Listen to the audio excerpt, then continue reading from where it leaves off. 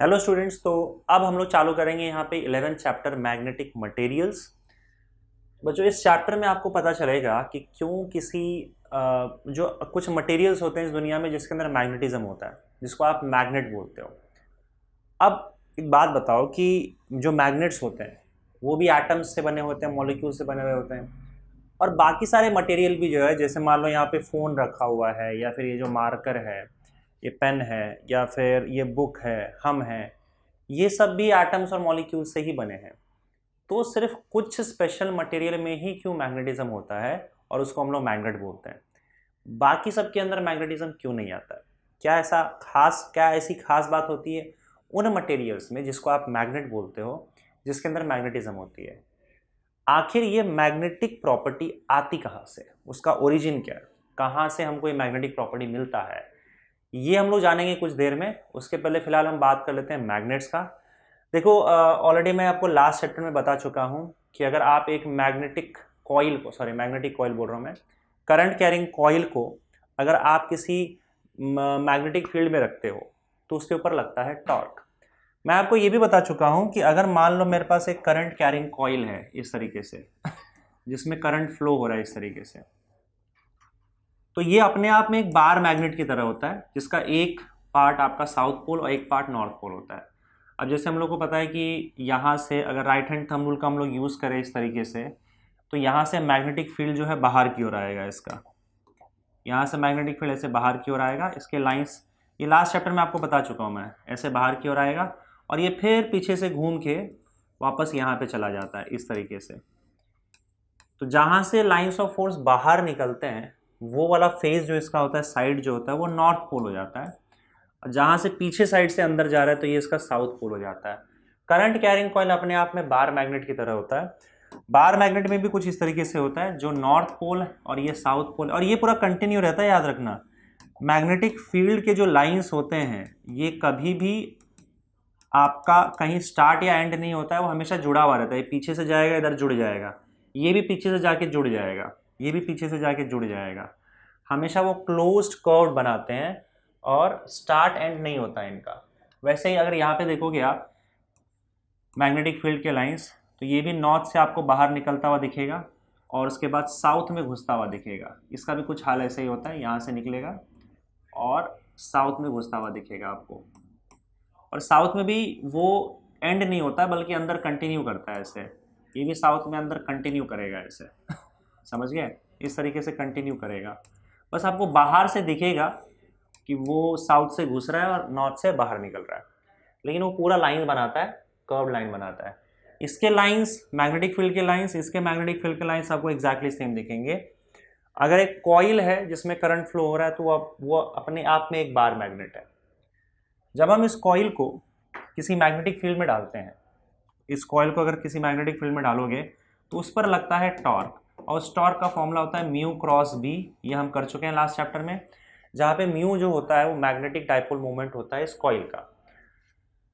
उसी तरीके से मैग्नेटिक डाइपोल मोमेंट जो है वो इस बार मैग्नेट का भी होगा, लेकिन उस मैग्नेटिक डाइपोल मोमेंट हम अलग तरीके से डिफाइन करते हैं। और यहाँ पे मैं आपको बता दूं, ये 11th में हमने डिफाइन किया था। देखो, कॉइल का जो मैग्नेटिक डाइपोल मोमेंट होता है उसको हम कैसे डिफाइन करते हैं, N इंटू आई इंटू ए। लास्ट चैप्टर में हमने पढ़ा था N number of turns, current और एरिया। लेकिन जो बार मैग्नेट होता है, मान लो आपके पास एक बार मैग्नेट है, इस बार मैग्नेट का ये साउथ पोल है, ये साउथ पोल है और ये नॉर्थ पोल है।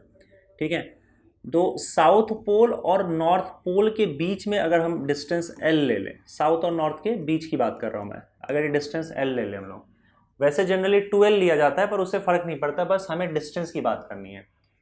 हम पोल को, मतलब पोल कितना स्ट्रांग है आपका, नॉर्थ पोल या साउथ पोल कितना स्ट्रांग है, उसके लिए हम लोग डिफाइन करते हैं पोल स्ट्रेंथ। पोल स्ट्रेंथ, और पोल स्ट्रेंथ को हम एम से डिनोट कर देते हैं फिलहाल यहाँ पे। देखो, आपके बुक में एक्चुअली चीज़ें बहुत अलग अलग दी गई है, उसमें आपको मैग्नेटिक डाइपोल मोमेंट को ही स्मॉल एम लिख दिया गया है, तो मैं अपने हिसाब से जा रहा हूँ, आप यही चीज़ लिखोगे, उसमें कोई इशू नहीं होगा, क्योंकि 11th स्टैंडर्ड में पोल स्ट्रेंथ को स्मॉल एम से डिनोट किया गया था। ठीक है, pole strength is equal to small M. अब आप देखोगे यहाँ पे तो पोल स्ट्रेंथ इसका स्मॉल m है, तो नॉर्थ पोल जो होता है उसका पोल स्ट्रेंथ पॉजिटिव m मान के चलते हैं और साउथ पोल का पोल स्ट्रेंथ नेगेटिव m हम मान के चलते हैं, नेगेटिव m पॉजिटिव m, ठीक है। और हम यहाँ पे मैग्नेटिक डाइपोल मोमेंट डिफाइन करते हैं, मैग्नेटिक डाइपोल मोमेंट।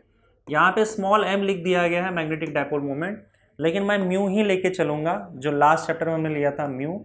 इस बार म्यू को डिफाइन कैसे किया जाता है, m, पोल स्ट्रेंथ का एक वैल्यू ले लो m और दोनों पोल्स के बीच का डिस्टेंस l, ये डिफाइन किया जाता है।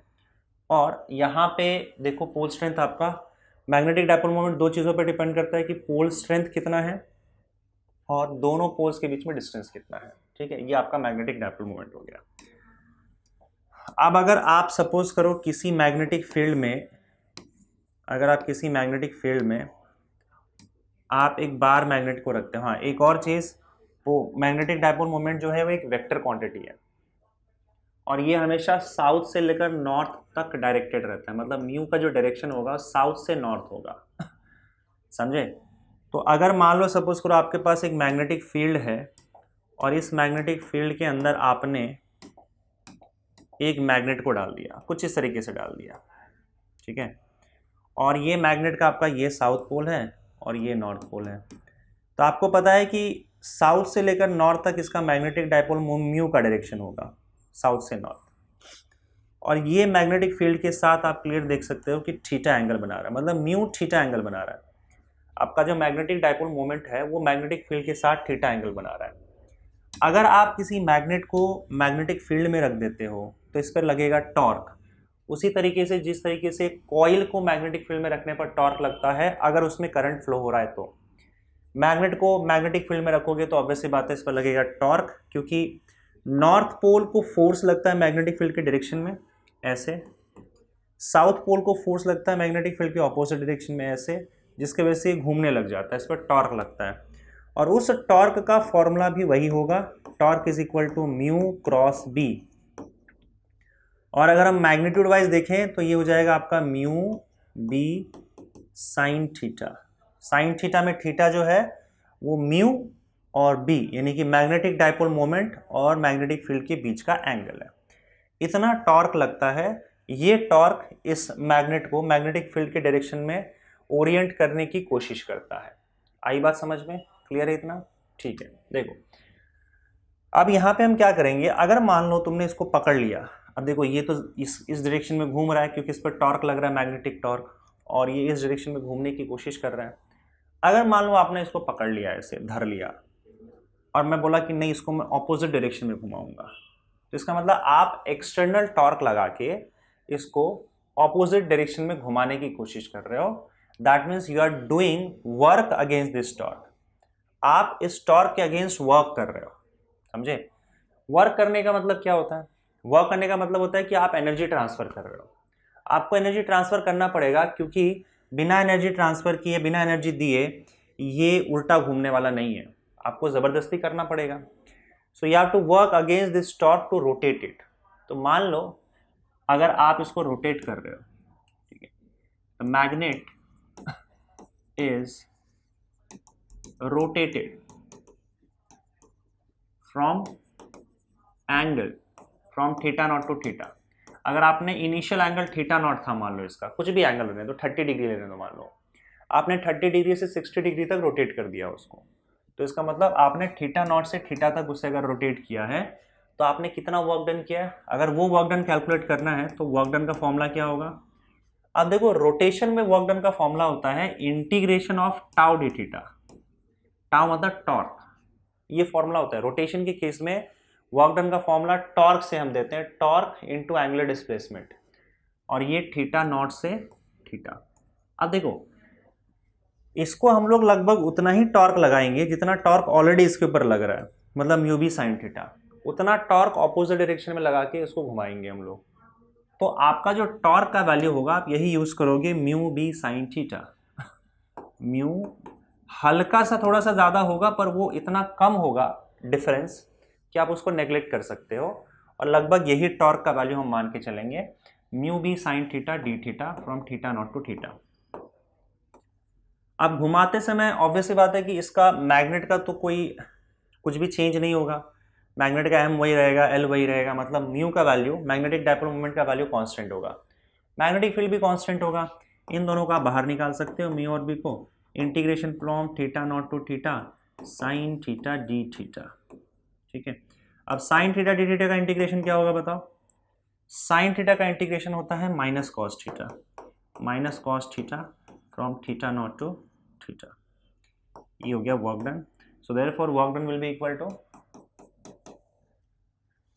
इस माइनस साइन को बाहर निकालो ताकि कंफ्यूजन ना हो, और आप कॉस थीटा को हम थीटा नॉट से थीटा तक इंटीग्रेट कर रहे हैं। अब ये डेफिनेट इंटीग्रेशन है, इसका रूल आप लोग को पता होना चाहिए कि थीटा की जगह पे पहले हम लोग अपर लिमिट डालेंगे कॉस थीटा, फिर लिखेंगे माइनस, फिर नीचे का वैल्यू डालेंगे कॉस थीटा नॉट। अब ये माइनस साइन को अंदर भेज दो तो आपका वर्क डन का वैल्यू आ जाएगा म्यू इंटू बी। आपके बुक में म्यू की जगह पे स्मॉल एम यूज़ किया हुआ है, तो कन्फ्यूजन नहीं होना चाहिए, मैं म्यू ही यूज़ करूँगा, कोई दिक्कत नहीं है। Mu into B, minus sine अगर अंदर डाल दोगे तो क्या होगा, पहले ये आ जाएगा माइनस, ये प्लस हो जाएगा, ये माइनस हो जाएगा, तो ये प्लस हो जाएगा cos theta naught minus cos theta. तो इतना वर्क डन होता है टॉर्क के द्वारा, अगर आप उसको थीटा नॉट से थीटा तक रोटेट करते हो तो। ठीक है, नाउ देखो यहाँ पे अगर मैं मैग्नेटिक पोटेंशियल एनर्जी की बात करूँ, मैग्नेटिक पोटेंशियल एनर्जी की बात करते हैं, मैग्नेटिक पोटेंशियल एनर्जी, इसको हम लोग यूएम से रिप्रेजेंट करते हैं। अब ये आपने जो एनर्जी ट्रांसफर किया, मतलब आपने जितना वर्क डन किया है उतना इस मैग्नेट के अंदर एनर्जी, आपका उतना एनर्जी गया। अब आपने इतना वर्क डन किया है तो आपकी इतनी एनर्जी गई, वो एनर्जी जाएगी कहाँ पे? वो एनर्जी इस मैग्नेट के सिस्टम में या मैग्नेट में स्टोर हो जाएगा, और वो स्टोर्ड एनर्जी को हम लोग पोटेंशियल एनर्जी बोलते हैं। लेकिन पोटेंशियल एनर्जी अब अलग अलग केसेस में अलग अलग हो सकता है। मान लो तुमने 30 डिग्री से 70 डिग्री तक घुमाया, किसी ने क्या किया 20 डिग्री से 70 डिग्री तक घुमाया, तो अब पोटेंशियल एनर्जी दोनों केस में अलग अलग होगा। तो हम क्या करते हैं, हम लोग एक रेफरेंस सेट कर देते हैं। जैसे अगर मान लो आपको पोटेंशियल एनर्जी डिफाइन करना है, तो पोटेंशियल एनर्जी कितना आएगा इस मैग्नेट में, जितना आपने वर्क डन किया है। लेकिन जब आप पोटेंशियल एनर्जी की बात करते हो तो ऐसे केस में हम लोग वो वर्क डन देखेंगे जब आप उसको 90 डिग्री से रोटेट करते हो। मान लो किसी ने रोटेट करके उसको 60 डिग्री पे लाया, लेकिन हमेशा रोटेशन जो स्टार्ट करना है इनिशियल एंगल, वो 90 डिग्री से स्टार्ट करना है। इन शॉर्ट, अगर मैं initial angle theta naught is equal to 90 degree बना दूं, इनिशियल एंगल अगर मैं थीटा नॉट 90 डिग्री बना दूं, तो जो भी वर्क डन आपने किया है उसको हम लोग पोटेंशियल एनर्जी बोल देंगे कि हाँ भाई ये इतना पोटेंशियल एनर्जी सिस्टम में स्टोर हो गया है। तो पोटेंशियल एनर्जी के लिए आपको क्या करना है, work done, potential energy will be equal to work done when theta naught is equal to 90 degree. तो थीटा नॉट वर्क डन के फॉर्मूले में थीटा नॉट का वैल्यू 90 डिग्री डाल दो, तो mu into B cos 90 degree minus cos theta. अब cos 90 degree आपको पता है 0 होता है, तो आपका पोटेंशियल एनर्जी हो जाएगा mu B minus cos theta, और it will be minus mu B cos theta.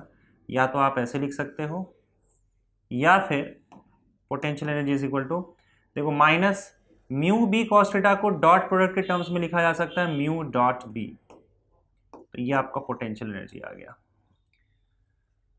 तो अगर आपको पोटेंशियल एनर्जी निकालना है तो डायरेक्ट ये फॉर्मूला लिख करो, मैंने तो बस इसको समझाया है, बाकी आपके बुक में डायरेक्ट ये फॉर्मूला है तो आपको डायरेक्टली ये फॉर्मूला लिखना पड़ेगा। और उन्होंने इंटीग्रेशन करके क्या सॉल्व किया भगवान जाने, पर मैंने आपको क्लियर तरीके से बता दिया कि इस तरीके से यहाँ पे इस इंटीग्रेशन को सॉल्व करना है। पहले वर्क डन, वही वर्क डन को अगर हम थीटा नॉट 90 डिग्री डाल देते हैं तो हमें पोटेंशियल एनर्जी का फॉर्मूला आएगा। अगर क्वेश्चन में पोटेंशियल एनर्जी पूछा गया किसी न्यूमेरिकल में, तो आपको कुछ करने की जरूरत नहीं, आपको सीधा ये फॉर्मूला यूज करना है, minus mu B cos theta. Work done पूछा गया है एक एंगल से दूसरे एंगल तक रोटेट करते समय, तो ये फॉर्मूला यूज करना है। समझ गए? तो बच्चों देखो यहाँ पे हमारे पास जो मैग्नेटिक पोटेंशियल एनर्जी था उसका फॉर्मूला क्या आया था, minus mu B cos theta, ये था ना। अब इसमें देखो मैक्सिमम मिनिमम वैल्यू देख लेते हैं। मैक्सिमम वैल्यू कब आएगा, अगर आप इसका ग्राफ देखोगे तो ग्राफ कुछ ऐसे होगा थीटा के हिसाब से। देखो कॉस 0 डाल दो तो माइनस म्यू बी आ जाएगा, तो कॉस 0 पे माइनस म्यू बी। उसके बाद एंगल बढ़ाते जाओगे तो ये वैल्यू 0 की तरफ जाएगा और कॉस 90 डिग्री पे 0 हो जाएगा, क्योंकि कॉस 90 डालोगे तो कॉस 90 0 होता है, तो ये वैल्यू देखो म्यू बी का वैल्यू 0 हो गया। उसके पहले सारे वैल्यूज नेगेटिव होंगे। अब अगर थीटा का वैल्यू 90 डिग्री से ज़्यादा करते हो तो फिर कॉस थीटा नेगेटिव हो जाएगा। अगर थीटा ऑब्ट्यूस होता है तो कॉस थीटा नेगेटिव हो जाता है, तो कॉस थीटा नेगेटिव होगा तो फिर ये नेगेटिव नेगेटिव पॉजिटिव हो जाएगा, तो आपका पोटेंशियल एनर्जी पॉजिटिव हो जाएगा। फिर अगर 180 डिग्री पे जाओगे तो कॉस 180 डिग्री -1 होता है, तो कॉस 180 डिग्री -1 होगा तो -1 मल्टीप्लाई करोगे तो म्यू बी हो जाएगा, तो ये म्यू बी पहुंच जाएगा। और एंगल बढ़ाते जाओगे तो ये ग्राफ इस तरीके से कॉस का ग्राफ है, ऐसे से चलता जाएगा आगे। तो मैक्सिमम वैल्यू कब माना जाए, चलो एक काम करते हैं, यहाँ पे थीटा का वैल्यू पहले हम लोग 0 डिग्री ले लें। थीटा का वैल्यू 0 डिग्री लोगे पहला केस, तो कॉस थीटा हो जाएगा 1 और आपका मैग्नेटिक पोटेंशियल एनर्जी हो जाएगा माइनस म्यू बी। ठीक है। सेकेंड केस, थीटा का वैल्यू अगर 90 डिग्री लोगे तो कॉस थीटा हो जाएगा 0 और पोटेंशियल एनर्जी आपका हो जाएगा 0। थर्ड केस, अगर मैं थीटा का वैल्यू 180 डिग्री लेता हूँ तो कॉस थीटा हो जाएगा आपका -1 और -1 यहाँ पे रखोगे तो पोटेंशियल एनर्जी का वैल्यू हो जाएगा म्यू इंटू बी। ठीक है। तो अब मुझे एक बात बताओ कि कौन से केस में मैक्सिमम है और कौन से केस में मिनिमम है। अगर आप मैक्सिमम वैल्यू देखोगे तो ये है। ठीक है। पोटेंशियल एनर्जी का जो मैक्सिमम वैल्यू है वो आपका आ रहा है mu into B at theta is equal to 180 degree. तो थीटा अगर 180 डिग्री पे हो तो मैक्सिमम वैल्यू आएगा। और ये कब होगा, जब आपका मैग्नेटिक फील्ड इस डायरेक्शन में हो और मैग्नेटिक डायपोल मोमेंट उल्टा हो। मैग्नेटिक डायपोल मोमेंट उल्टा मतलब देखो, मैग्नेटिक डायपोल मोमेंट जो होता है वो साउथ से लेकर नॉर्थ तक जाता है, तो साउथ से लेकर नॉर्थ आपका इस तरह से अरेंज्ड हो, समझे। तो अगर मान लो आपका मैग्नेट ऐसे रखा हुआ है और मैग्नेटिक फील्ड आपका कुछ इस तरीके से है, तो यहाँ पे आपका पोटेंशियल एनर्जी जो होगा वो मैक्सिमम होगा। सेकेंड केस में मिनिमम कब होगा, मिनिमम पोटेंशियल एनर्जी। अब इस पूरे पार्ट में आप देख सकते हो मिनिमम पोटेंशियल एनर्जी कहाँ पे जा रहा है आपका, कितना, माइनस म्यू भी जा रहा है। और ये कब जा रहा है बताओ, at theta is equal to 0 degree. Theta is equal to 0 degree का मतलब क्या है, जिस डायरेक्शन में मैग्नेटिक फील्ड है उसी डायरेक्शन में आपका मैग्नेटिक डायपोल मोमेंट होना चाहिए। और मैग्नेटिक डायपोल मोमेंट का डायरेक्शन क्या होता है, साउथ से नॉर्थ तक। ठीक है। तो साउथ से नॉर्थ तक अगर आपका मैग्नेटिक फील्ड में ऐसे रखा हुआ है मैग्नेट, ठीक है, मतलब मैग्नेटिक फील्ड के डायरेक्शन में ही होना चाहिए आपका मैग्नेट, लेकिन मैग्नेटिक फील्ड के डायरेक्शन में नॉर्थ होना चाहिए, ऑपोजिट में साउथ होना चाहिए। और यहाँ पे मैग्नेटिक फील्ड के डायरेक्शन में साउथ है और ऑपोजिट में नॉर्थ है। इस केस में मैक्सिमम आएगा, इस केस में मिनिमम आएगा, समझिए। चलिए आगे बढ़ते हैं बच्चों। अब यहाँ पे एक और चीज़ है कि अगर मान लो आपका एक मैग्नेट है, उसको आपने मैग्नेटिक फील्ड में रख दिया तो वो वाइब्रेट भी करता है। कैसे करते हैं मैं आपको बताता हूँ। Magnet vibrating in magnetic field, vibrating बोल लो या ऑसिलेटिंग बोल दो, इन मैग्नेटिक फील्ड।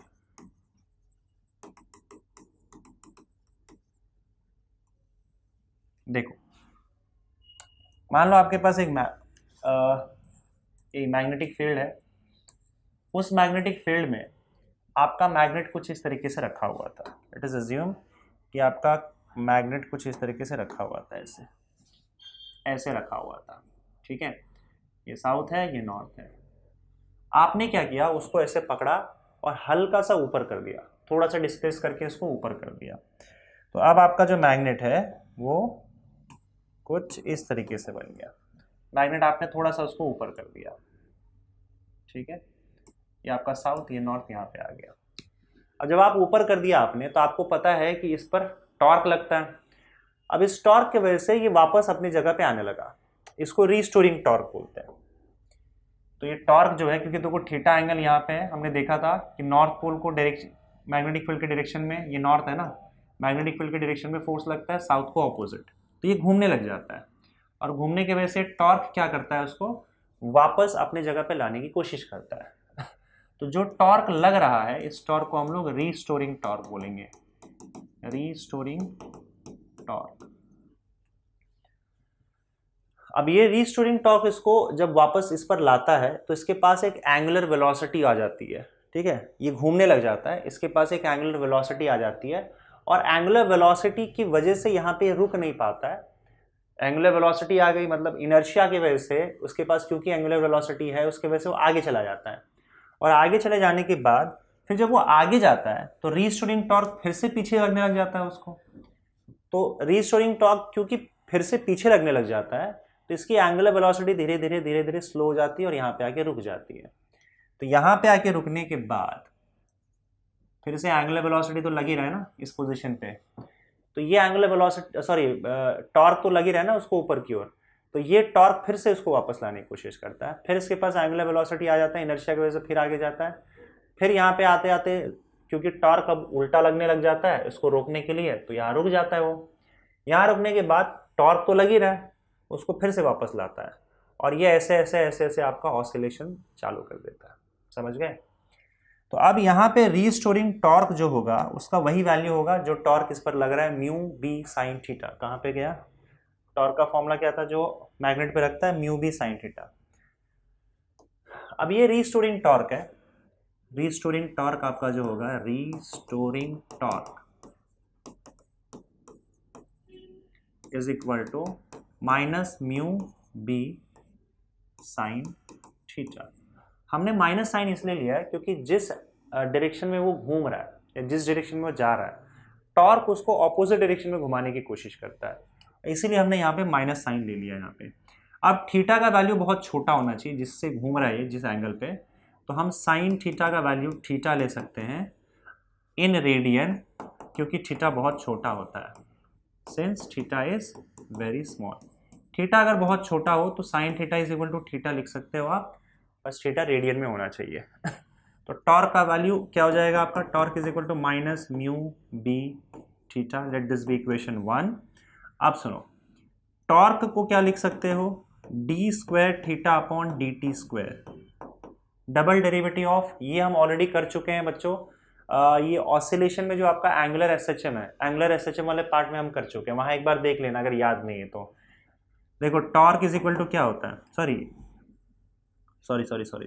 एक काम करो, torque is equal to I alpha होता है, ये हम लोग रोटेशनल डायनेमिक्स में देख चुके हैं, और अल्फा को हम लिख सकते हैं D square theta upon D T square, D square theta upon D T square, क्योंकि देखो अल्फा क्या होता है? D omega by D T होता है, और ओमेगा क्या होता है बताओ?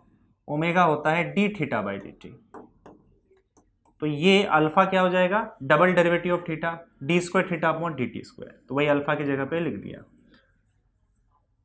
अब उसको इक्वेशन 1 में डाल दो, पुट इन इक्वेशन 1। तो इक्वेशन 1 में डाल दोगे तो क्या आएगा बताओ? इक्वेशन 1 में डालने पर टॉर्क की जगह पे आ जाएगा I D square theta upon D T square, अगले पेज पे लिख देता हूँ मैं, torque I D square theta upon D T square is equal to minus mu B theta. Okay, I नीचे आ जाएगा तो D square theta upon D T square is equal to minus mu B upon I into theta हो जाएगा। तो D square theta upon D T square, इसको यहाँ ले आओ, plus mu B upon I theta is equal to 0। ये आपका differential equation बन गया, मैग्नेट जो वाइब्रेट कर रहा है उसमें। इसको हम लोग कंपेयर करते हैं लीनियर एसएचएम के डिफरेंशियल इक्वेशन से, कंपेयरिंग विथ लीनियर एसएचएम के डिफरेंशियल इक्वेशन से। उसका डिफरेंशियल इक्वेशन क्या था? ऑसिलेशन अगर याद होगा तो D square X upon D T square plus omega square X is equal to 0। अब देखो थीटा की जगह पे एक्स आ रहा है, थीटा की जगह पे एक्स आ गया। अब बताओ ओमेगा स्क्वायर की जगह पे क्या आ रहा है? तो आप क्लियरली कंपेयर करके देखोगे तो ओमेगा स्क्वायर की जगह पे आ रहा है म्यू बी अपॉन आई, तो ओमेगा का वैल्यू यहाँ पे क्या हो जाएगा? Under root mu B upon I, omega will be under root mu B upon I. अब अगर मैं टी को लिखूं टाइम पीरियड, टी जो होता है time period of oscillation, time period of oscillation, जो ऑसिलेशन हो रहा है, अगर एक ऑसिलेशन या वाइब्रेशन कंप्लीट करने में जो टाइम लगाता है उसको हम लोग टाइम पीरियड बोलते हैं। मान लो टाइम पीरियड का वैल्यू टी होता है और टी का वैल्यू जो होता है वो 2 पाई अपॉन ओमेगा होता है।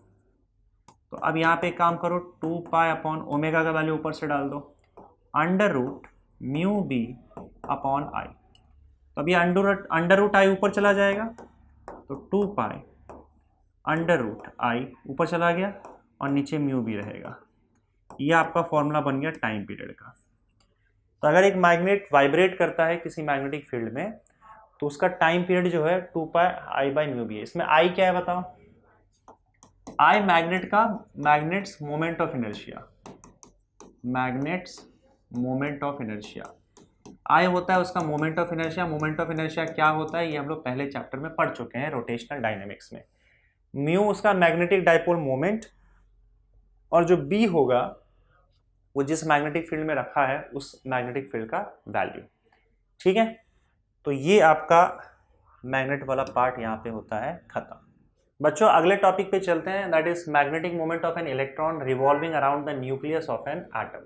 देखो अगर मान लो कोई एटम है, उसका न्यूक्लियस होता है, न्यूक्लियस के अराउंड इलेक्ट्रॉन घूमते रहता है, ये बात हमें पता है।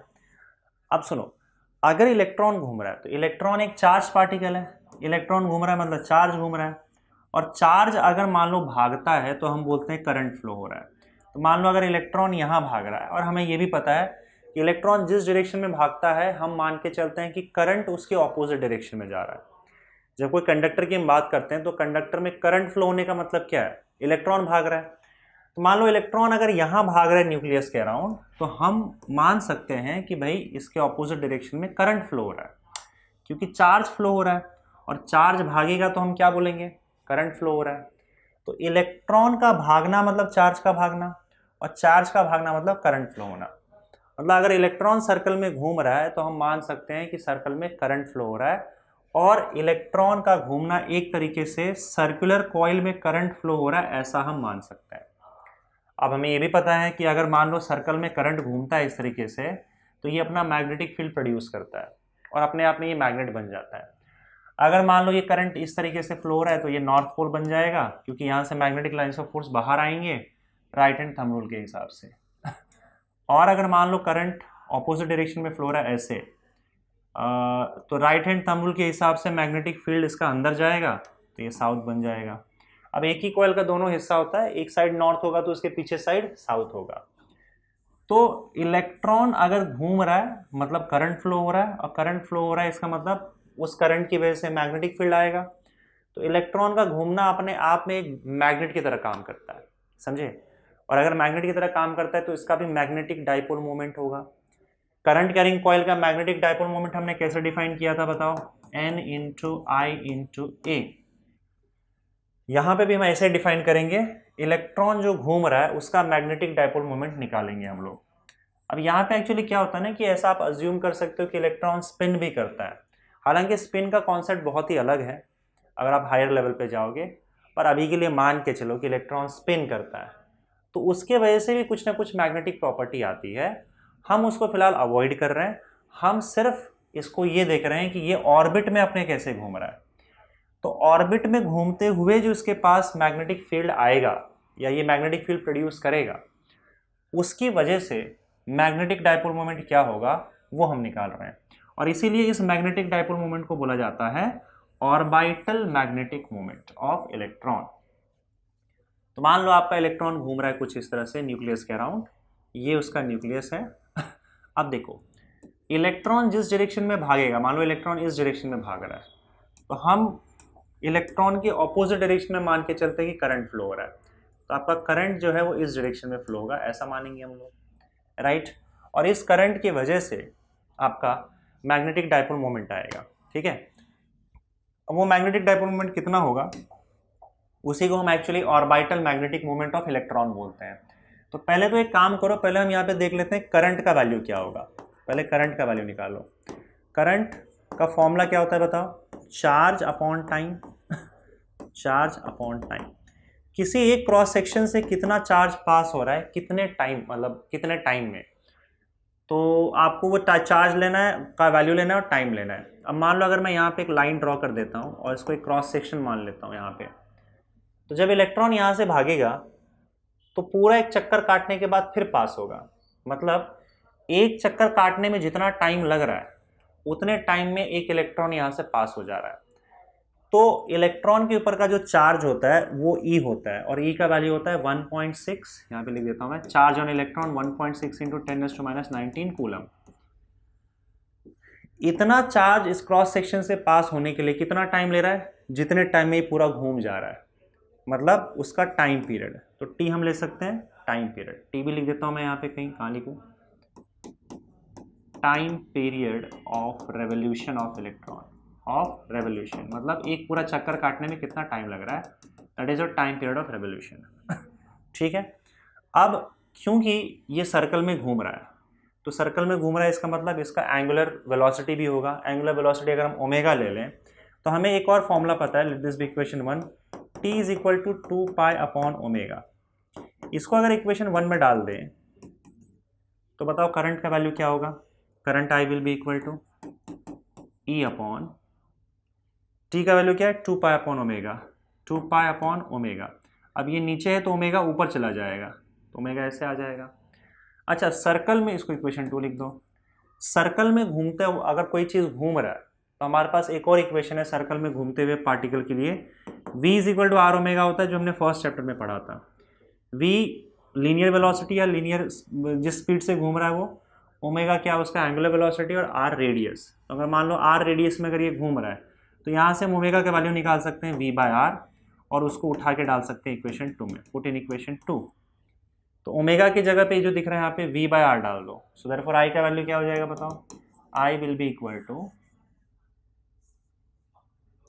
i is equal to E upon 2 pi तो है ही, साथ में ओमेगा भी आ जाएगा, ओमेगा का वैल्यू v बाय आर होता है, तो v बाय आर हो जाएगा। ये करंट का वैल्यू आप फिक्स कर दो, इसी को अब हम आगे यूज करेंगे। Let this be equation 3। अब बताओ orbital magnetic moment, orbital magnetic moment. तो मैग्नेटिक मोमेंट जो हम निकालते हैं, ऑर्बिटल मैग्नेटिक मोमेंट, उसको हम लोग यहाँ पे म्यू ऑर्बिटल लिख देते हैं। उसका फॉर्मूला क्या था? n इंटू आई इंटू ए। अब देखो यहाँ पे कोई नंबर ऑफ टर्न्स तो है ही नहीं, बस एक ही इलेक्ट्रॉन घूम रहा है, तो हमारा नंबर ऑफ टर्न्स 1 हो जाएगा। तो हम सिर्फ करंट मल्टीप्लाइड बाय एरिया लिखेंगे। करंट कितना है बताओ? E V upon 2 pi R, ठीक है। और एरिया क्या होगा बताओ? सर्कल है, सर्कल का एरिया क्या होता है? पाई आर स्क्वायर होता है, पाई आर स्क्वायर। तो आपका आर और आर गया, पाई और पाई गया, तो ये क्या हो जाएगा? ई वी, इधर एक आर बचा है, बार बाय 2, या फिर half e into v into r. ये ऑर्बिटल मैग्नेटिक मोमेंट इसके पास इतना आ गया इलेक्ट्रॉन के पास। मतलब इलेक्ट्रॉन अपने आप में करंट है, और उस करंट का की वजह से जो और मैग्नेटिक मोमेंट आ रहा है, वो मैग्नेटिक मोमेंट का value half E V R आ रहा है, या ई वी आर बाय 2 आ रहा है। समझ गए? तो देखो मैंने आपको बताया था कि भाई मैग्नेटिज्म आता कहाँ से है। तो मैग्नेटिज्म इस तरीके से मटेरियल में आता है, इलेक्ट्रॉन खुद करंट बन जाता है, अपने आप में वो करंट होता है, और वहीं से मैग्नेटिज्म प्रोड्यूस होता है। तो इसका मतलब मैग्नेटिक फील्ड भी चार्ज के मूव होने की वजह से ही आता है। पहले हमें लगता था कि मैग्नेटिज्म अलग चीज़ है, वो कुछ कुछ मटेरियल में होता है, और चार्जेस की बात अलग होती है, करंट की बात अलग होती है। पर जब हमने देखा कि करंट की वजह से ही मैग्नेटिक फील्ड आता है, और करंट का मतलब क्या? चार्जेस का भागना। तो अब आप समझ चुके हो कि चार्ज अगर रुका हुआ है तो सिर्फ उसके अंदर इलेक्ट्रिक फील्ड होगा, पर अगर चार्ज भाग रहा है तो इलेक्ट्रिक फील्ड तो है ही उसके पास, अब वो मैग्नेटिक फील्ड भी क्रिएट करेगा, क्योंकि भागता हुआ चार्ज अपने आप में करंट होता है, और करंट मैग्नेटिक फील्ड प्रोड्यूस करता है, ये भी हम देख चुके हैं। मतलब मैग्नेटिक फील्ड जो है वो चार्ज के भागने की वजह से ही आता है। तो मैग्नेटिक फील्ड का भी ओरिजिन क्या है? चार्ज है। इन शॉर्ट, चार्ज की वजह से ही इलेक्ट्रिक फील्ड होता है, चार्ज की वजह से ही मैग्नेटिक फील्ड होता है। इसका मतलब मैग्नेट के अंदर भी अगर मैग्नेटिक फील्ड है या मैग्नेटिज्म है, तो अंदर कहीं ना कहीं चार्ज भाग रहे हैं। और वो कौन सा चार्ज भाग रहा है? वो इलेक्ट्रॉन भाग रहा है। एक इलेक्ट्रॉन जब भागता है सर्कल में तो अपने आप में मैग्नेट बन जाता है। ऐसे कई सारे इलेक्ट्रॉन्स होते हैं मटेरियल के अंदर, तो उन सब इलेक्ट्रॉन की वजह से जो मैग्नेटिज्म आता है वो ऐड होकर एक बड़ा मैग्नेट बन जाता है, वही मैग्नेट आपके पास होता है। पर अब आपका सवाल ये होगा कि सर एक बात बताओ, अगर ऐसा है तो इलेक्ट्रॉन्स तो हमारे अंदर भी घूम रहे हैं, सारे मटेरियल में घूम रहे हैं, इस पेन में भी घूम रहा है, बुक में भी घूम रहा है, क्योंकि सारी चीज़ें अल्टीमेटली एटम से बनी हुई है, और सारे एटम में इलेक्ट्रॉन्स घूम रहे होते हैं। तो बाकी सब के अंदर मैग्नेटिज्म क्यों नहीं है? वेल देखो, एक एटम को अगर तुम पकड़ोगे तो उसमें बहुत सारे इलेक्ट्रॉन्स होते हैं और सारे इलेक्ट्रॉन अपने आप में मैग्नेट है और उनका मैग्नेटिक मोमेंट हमने निकाल भी लिया है। लेकिन होता क्या है, जैसे अगर मान लो एक एटम को मैंने पकड़ा, बहुत सारे इलेक्ट्रॉन अपने आप सब अपने आप में मैग्नेट है, तो एक एटम भी अपने आप में मैग्नेट हो जाएगा। अब अगर इन एटम्स के अरेंजमेंट को हम देखें तो जैसे कुछ मटेरियल में क्या होता है कि जैसे मान लो एक एटम है, इसका मैग्नेटिक डायपोल मोमेंट इस डायरेक्शन में आया, तो हो सकता है कि किसी और एटम का मैग्नेटिक मोमेंट जो है वो इस डायरेक्शन में आ जाए और दोनों एक दूसरे को कैंसल आउट कर दें। अगर इस तरीके से सब अरेंज होकर सारे के सारे एटम्स अपने अपने मतलब जैसे एक एटम का मैग्नेटिक मोमेंट यहाँ है, दूसरे एटम का यहाँ है, मिला जुला के दोनों ने एक दूसरे को कैंसल आउट कर दिया। क्योंकि मैग्नेटिक मोमेंट जो है वो एक वेक्टर क्वांटिटी होता है, मैंने आपको बताया था। दो इक्वल एंड ऑपोजिट एटम अगर मैग्नेटिक मोमेंट ऑपोजिट डायरेक्शन में भेज रहे हैं तो मिला जुला कर ये जीरो हो जाएगा। अगर किसी मटेरियल में कुछ इस तरीके से सारे एटम्स अरेंज्ड हैं जो एक दूसरे को सबका मैग्नेटिज्म कैंसिल कर दे रहा है, तो फिर लास्ट में हमारे पास कोई मैग्नेटिज्म नहीं बचेगा। और यही होता है नॉर्मली हर एक मटेरियल में।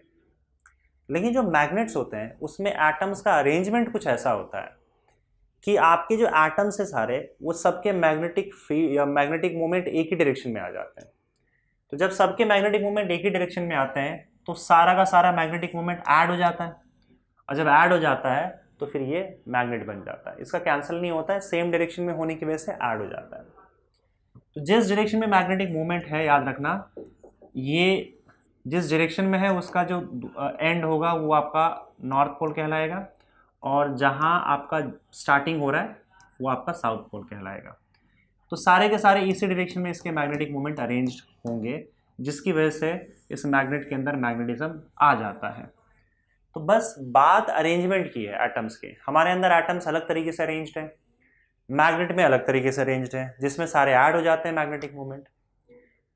अब सवाल ये है कि क्या अगर हम इन मटेरियल्स के एटम्स को, इनके मैग्नेटिक मोमेंट्स को किसी तरीके से अरेंज करके सेम डायरेक्शन में ला दें तो क्या ये भी मैग्नेट बन जाएगा? बिल्कुल, ये भी मैग्नेट बन जाएगा। अगर आप किसी तरीके से इसके एटम्स को भी एक ऐसे डायरेक्शन में अरेंज कर दो कि उसके सारे मैग्नेटिक मोमेंट्स एक डायरेक्शन में आके ऐड हो जाए, तो ये भी मैग्नेट बन जाएगा। बस यही फ़र्क होता है आपके मैग्नेट में और दूसरे मटेरियल में, समझे? तो ये तो भाई बात हो गई। अब फिलहाल तो यहाँ पे हम सिर्फ एक इलेक्ट्रॉन की बात कर रहे हैं। तो इलेक्ट्रॉन का मैग्नेटिक मोमेंट हाफ EVR, जो वो घूम रहा है सर्कल में न्यूक्लियस के अराउंड। इसको आप क्या कर सकते हो, अलग अलग फॉर्म में हम लोग इसको ला सकते हैं। जो सबसे पहले हम बात करेंगे एंगुलर मोमेंटम की। अगर एंगुलर मोमेंटम के टर्म्स में एक्सप्रेस करना है तो मान लो आपका जो एंगुलर मोमेंटम है उसको हम लोग L मान लेते हैं, इलेक्ट्रॉन का angular momentum L। Angular momentum देखो, सर्कल में घूमते हुए अगर कोई पार्टिकल है तो सर्कल में घूमते हुए पार्टिकल का एंगुलर मोमेंटम होता है m into v into r. M उसका मास, v उसका स्पीड या वेलोसिटी बोल लो आप, और r उसका रेडियस। तब देखो एक काम करते हैं, ये जो आपको म्यू ऑर्बिटल दिख रहा है क्या है, वो हाफ EVR। अब एक काम करो, ऊपर नीचे m से मल्टीप्लाई कर दो। तो मान लो यहाँ पे E है ऊपर, अब मैंने यहाँ पे m से मल्टीप्लाई कर दिया तो MVR हो गया। अब नीचे भी m लाना पड़ेगा, तो नीचे भी m ला दिया, ऊपर नीचे m से मल्टीप्लाई कर दिया। तो MVR क्या होगा बताओ? MVR तो L हो जाएगा, तो E/2m इंटू L, ये ऑर्बिटल मैग्नेटिक मोमेंट और एंगुलर मोमेंटम का रिलेशन। ठीक है, E/2m जो आपको यहाँ पे दिख रहा है इसको हम लोग बोलते हैं gyro magnetic ratio. Gyro word तब यूज होता है जब कोई चीज़ घूम रही होती है। तो जो E/2m है इसको बोला जाता है गायरो मैग्नेटिक रेशियो। इसका वैल्यू आप कैलकुलेट कर सकते हो। E का वैल्यू 1.6 इंटू 10⁻⁹ होता है, इलेक्ट्रॉन का मास, सॉरी इलेक्ट्रॉन का चार्ज, और इलेक्ट्रॉन का मास का जो वैल्यू होता है वो 9.1 इंटू 10⁻31 होता है। ये दोनों वैल्यू आप डाल दो, गायरो मैग्नेटिक रेशियो आपको मिल जाएगा, which is obviously a constant. ये एक कांस्टेंट है, ठीक है। तो ऑर्बिटल मैग्नेटिक मोमेंट और एंगुलर मोमेंटम इलेक्ट्रॉन का, इन दोनों के बीच में रिलेशन है, गायरो मैग्नेटिक रेशियो बीच में आ जाता है यहाँ पे। अगर हम वेक्टर फॉर्म में देखें, यहाँ पे orbital magnetic moment vector form में अगर देखें -E/2m इंटू L, तो यहाँ पे आपका एक नेगेटिव साइन आ जाएगा। इसका रीज़न मैं आपको बता रहा हूँ। देखो, जब हम लोग मैग्नेटिक मोमेंट का डायरेक्शन देखते हैं तो हम करंट को पकड़ते हैं, और जब हम लोग एंगुलर मोमेंटम देखते हैं तब हम इलेक्ट्रॉन को पकड़ते हैं। और दोनों का डायरेक्शन देखने के लिए आप राइट हैंड थंब रूल का यूज़ कर सकते हो। ठीक है, तो राइट हैंड थंब रूल के लिए आप पहले, अगर मुझे मैग्नेटिक मोमेंट का डायरेक्शन देखना है तो ये तो मैं आपको बता चुका हूँ, मैग्नेटिक मोमेंट के लिए आपको करंट का डायरेक्शन देखना है और right hand thumb rule use करना है। अब यहाँ पे अगर आप देखोगे तो करंट इस तरीके से घूम रहा है, यहाँ से यहाँ। अगर मैं right hand thumb rule use करूँ तो आपका इलेक्ट्रॉन जिस प्लेन में घूम रहा है उस प्लेन के परपेंडिकुलर ऊपर की ओर जाएगा। तो ये जो डायरेक्शन आपको मिलेगा यहाँ पे, वो किसका मिलेगा बताओ? ये मिलेगा ऑर्बिटल मैग्नेटिक मोमेंट का, क्योंकि करंट के हिसाब से हमने right hand thumb rule use किया है। और करंट के हिसाब से करंट ऐसे जा रहा है, प्लेन के परपेंडिकुलर, ऑर्बिटल मैग्नेटिक मोमेंट ऊपर की ओर जाएगा। लेकिन अगर आपको एंगुलर मोमेंटम का डायरेक्शन पता करना है तो एंगुलर मोमेंटम का डायरेक्शन इलेक्ट्रॉन कहाँ घूम रहा है उसके हिसाब से दिया जाएगा। तो इलेक्ट्रॉन तो आप देख रहे हो उसके ऑपोजिट डायरेक्शन में ऐसे घूम रहा है। अगर ऐसे घूम रहा है तो राइट हैंड थंब रूल आप ऐसे लगाओगे तब नीचे जाएगा, तो एल जो है एंगुलर मोमेंटम आपका नीचे जा रहा है। तो यहाँ पे साफ दिख रहा है कि एंगुलर मोमेंटम और orbital magnetic moment are in opposite directions. तो mu orbit and L are oppositely directed, hence there is minus sign, hence there is negative sign.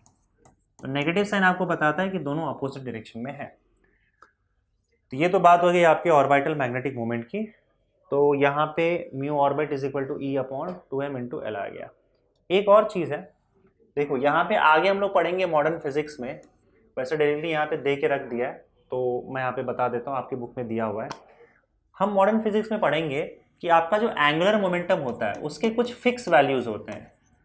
Angular momentum जो होता है इलेक्ट्रॉन का, अकॉर्डिंग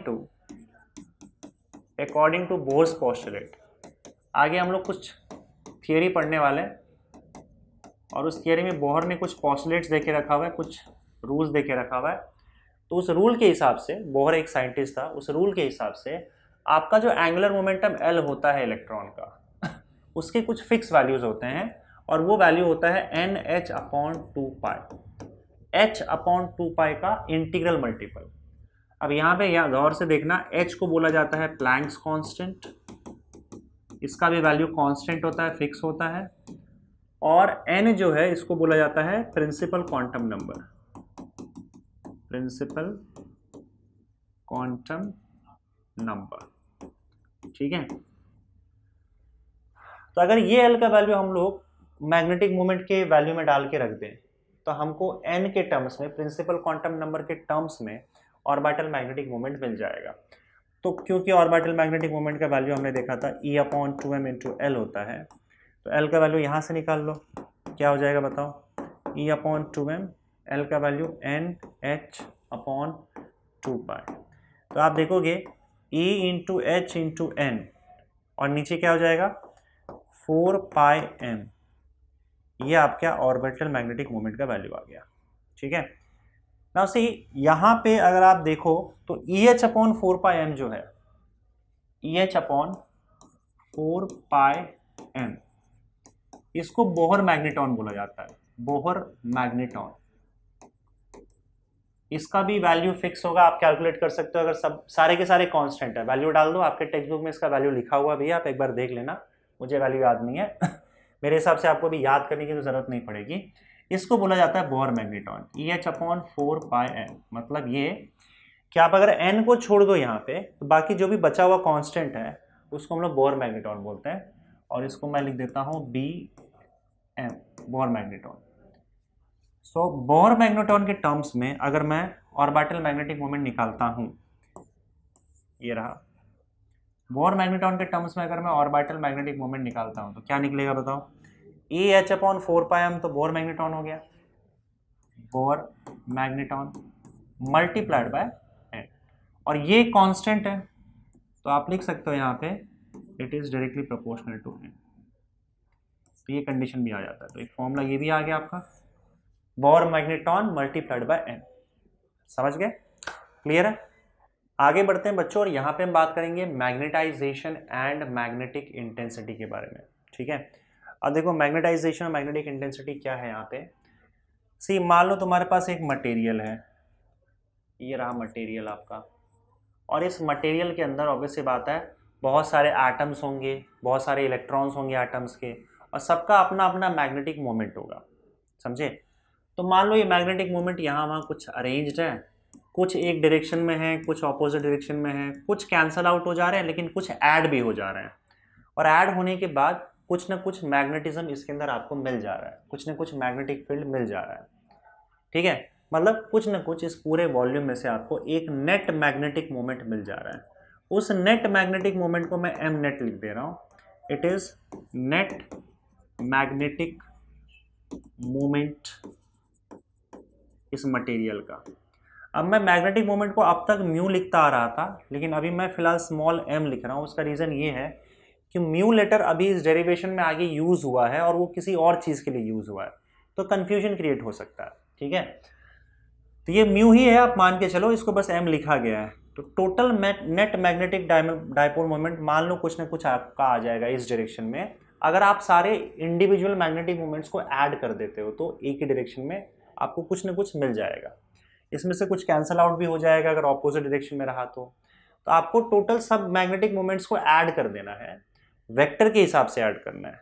मान लो इस डायरेक्शन में आपको कुछ ना कुछ मैग्नेटिक मोमेंट इसमें मिलता है और कुछ ना कुछ मैग्नेटिक प्रॉपर्टी या फिर मैग्नेटिक फील्ड इससे आपको मिल जाएगा। ठीक है, ये नेट मैग्नेटिक मोमेंट हो गया, और इस पूरे मटेरियल का टोटल मान लो V जो है उसका वॉल्यूम हो गया। तो हम यहाँ पे डिफाइन करते हैं मैग्नेटाइजेशन। सबसे पहली चीज़ मैग्नेटाइजेशन। मैग्नेटाइजेशन मतलब कितना स्ट्रॉन्ग इसके अंदर मैग्नेटाइजेशन आया है, या ये मैग्नेटिक प्रॉपर्टी इसके पास आया है, या फिर आपका नेट मैग्नेटिक मोमेंट कितना ज़्यादा है, ये आपको मैग्नेटाइजेशन बताएगा। तो मैग्नेटाइजेशन को फिलहाल आपके बुक में एम से रिप्रेजेंट किया गया, तो मैं भी एम से ही रिप्रेजेंट कर रहा हूँ। और इस एम को डिफाइन कैसे करते हैं? Magnetization is defined as net magnetic moment per unit volume. Unit volume में कितना मैग्नेटिक फील्ड, मैग्नेटिक मोमेंट आता है। मतलब अगर मान लो पूरे मटेरियल का मैं 1 मीटर क्यूब का यहाँ पे वॉल्यूम ले लूँ, और इस 1 मीटर क्यूब में कितना मैग्नेटिक फील्ड आपको मिला है या कितना मैग्नेटिक मोमेंट आपको टोटल मिला है, उसको हम लोग मैग्नेटाइजेशन बोलेंगे।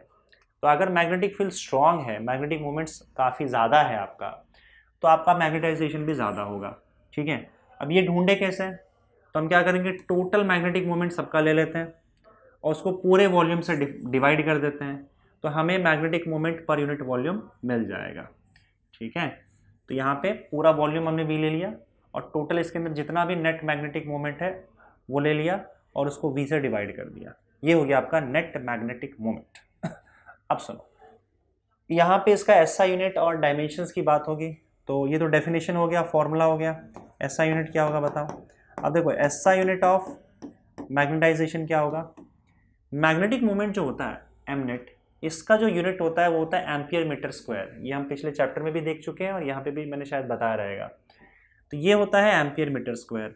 अगर ऊपर वाला पार्ट में आपका एम्पियर मीटर स्क्वायर आ गया और नीचे में आपका मीटर क्यूब आ गया, तो ये कैंसिल आउट हो जाएगा और एम्पियर पर मीटर बचेगा, एम्पियर पर मीटर। या तो आप ऐसे लिखो या फिर आप ऐसे लिख सकते हो एम्पियर मीटर इनवर्स।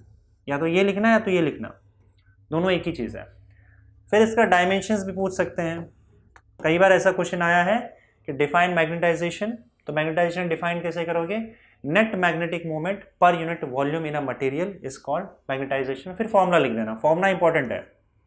ठीक है, और उसके बाद फिर आपका यूनिट आ जाएगा। इसका पूछा है उसका SI यूनिट बताओ और उसके डायमेंशन बताओ, बस 3 मार्क्स का question. Define magnetization, state its SI unit and dimension. SI unit बता दिया मैंने आपको, डायमेंशन क्या आएगा बताओ? अब डायमेंशन में 2 ही चीज़ है, एक तो करंट है आपका और दूसरा एम्पियर है और दूसरा मीटर मतलब लेंथ है। तो यहाँ पे मास तो आएगा नहीं, तो m0। लेंथ में मीटर नीचे है तो l-1। टाइम यहाँ पे आएगा नहीं तो टाइम 0, और ऊपर करंट है तो करंट का आप I1 लिख सकते हो या A1 लिख सकते हो। मेरे हिसाब से आपके टेक्स्ट बुक में जो दिया रहेगा वही लिखना, I या A। तो ये लोग मेरे हिसाब से A यूज़ कर रहे हैं, ठीक है, तो आप यहाँ पे ए यूज़ कर दो, A1 यूज़ करो। कई जगह पे I1 यूज़ किया, I यूज़ किया जाता है, कई जगह पे A यूज़ किया जाता है, तो ये A हो गया। इसको आप ऐसे भी लिख सकते हो, या जो जीरो वाले पार्ट है वो हटा दो तो भी चलेगा, सीधा L-1 और A लिखोगे तो भी चल जाएगा। पर ये प्रेफर करना M0 T0 भी लिखो। आपके टेक्स्ट बुक में तो डायरेक्ट लिख दिया L-1 और A1 भी नहीं डाला ए में, चल जाता है, कोई प्रॉब्लम नहीं। मैंने आपको बता दिया M और T भी जनरली कैसा होता है कि हम लिखते हैं। तो ये तो हो गया डायमेंशन आपका। डेफिनेशन, एसआई यूनिट और डायमेंशन मैग्नेटाइजेशन का। मैग्नेटाइजेशन बताएगा कि आपका मैग्नेटिक फील्ड मटेरियल में कितना स्ट्रांग है। जैसे आपका जो मटेरियल है उसमें बहुत कम जगह पे, मतलब कितना ज़्यादा डेंस है, मतलब अगर आपके कम जगह पे बहुत सारा मैग्नेटिक सॉरी क्या बोलते हैं इसको, मैग्नेटिक मोमेंट है, मतलब एकदम कम जगह पे ही इसमें बहुत सारा मैग्नेटिक मोमेंट है, सेम डायरेक्शन में है, तो मतलब आपका मैग्नेटाइजेशन बहुत स्ट्रांग है, तो आपका M का वैल्यू, मैग्नेटाइजेशन का वैल्यू बहुत ही ज़्यादा होगा। लेकिन अगर मान लो एक छोटे से उसी प्लेस में बहुत कम मैग्नेटाइजेशन हुआ है और आपके मैग्नेटिक मोमेंट्स बहुत कम है, तो आपका मैग्नेटाइजेशन का वैल्यू भी काफ़ी कम होगा।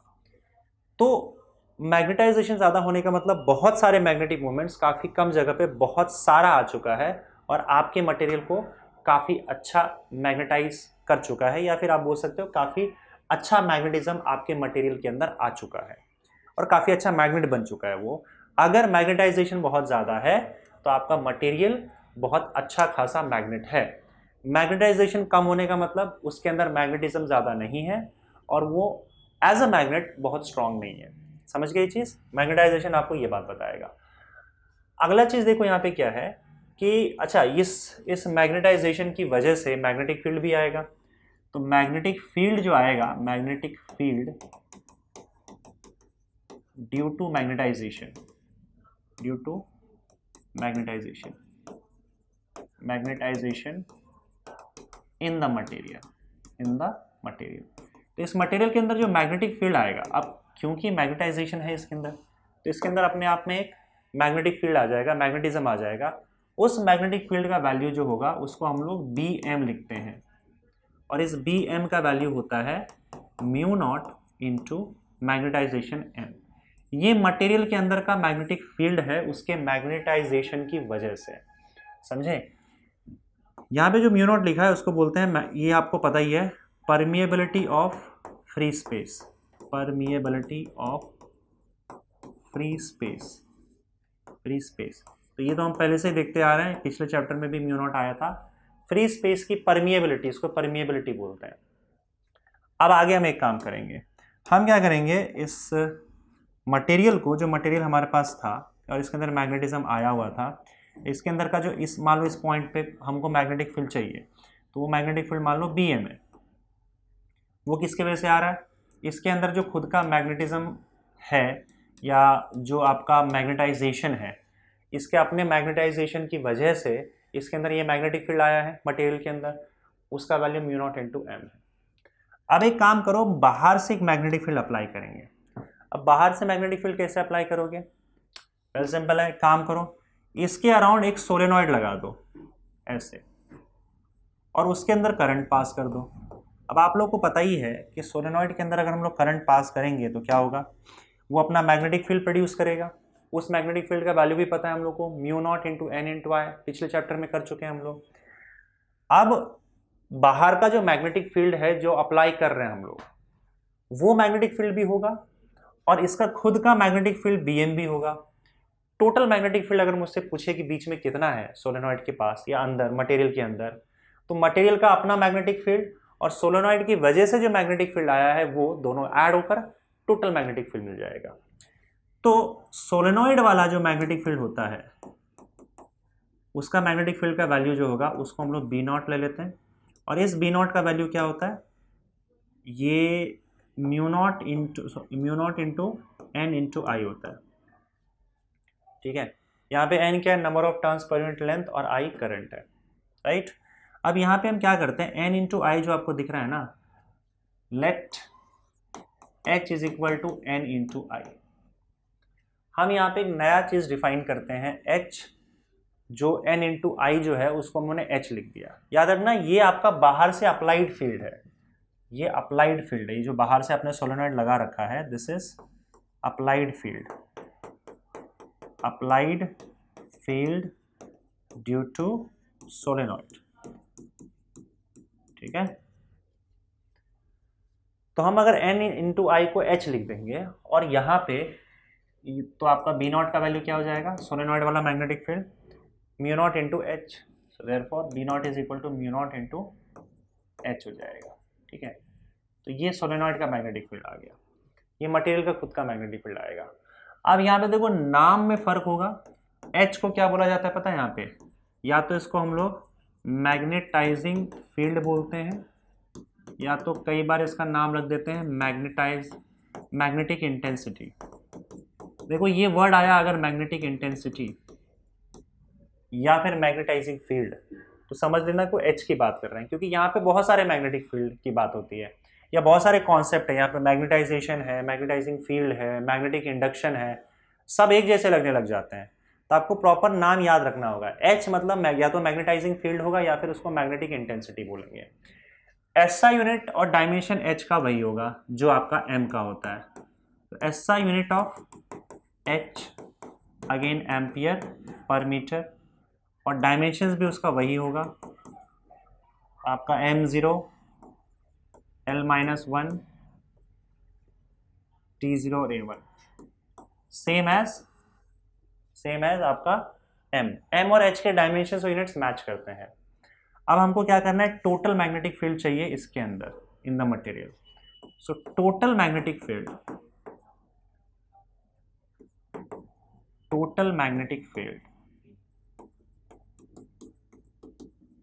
B इज इक्वल टू क्या हो जाएगा बताओ, b naught plus b m, है ना।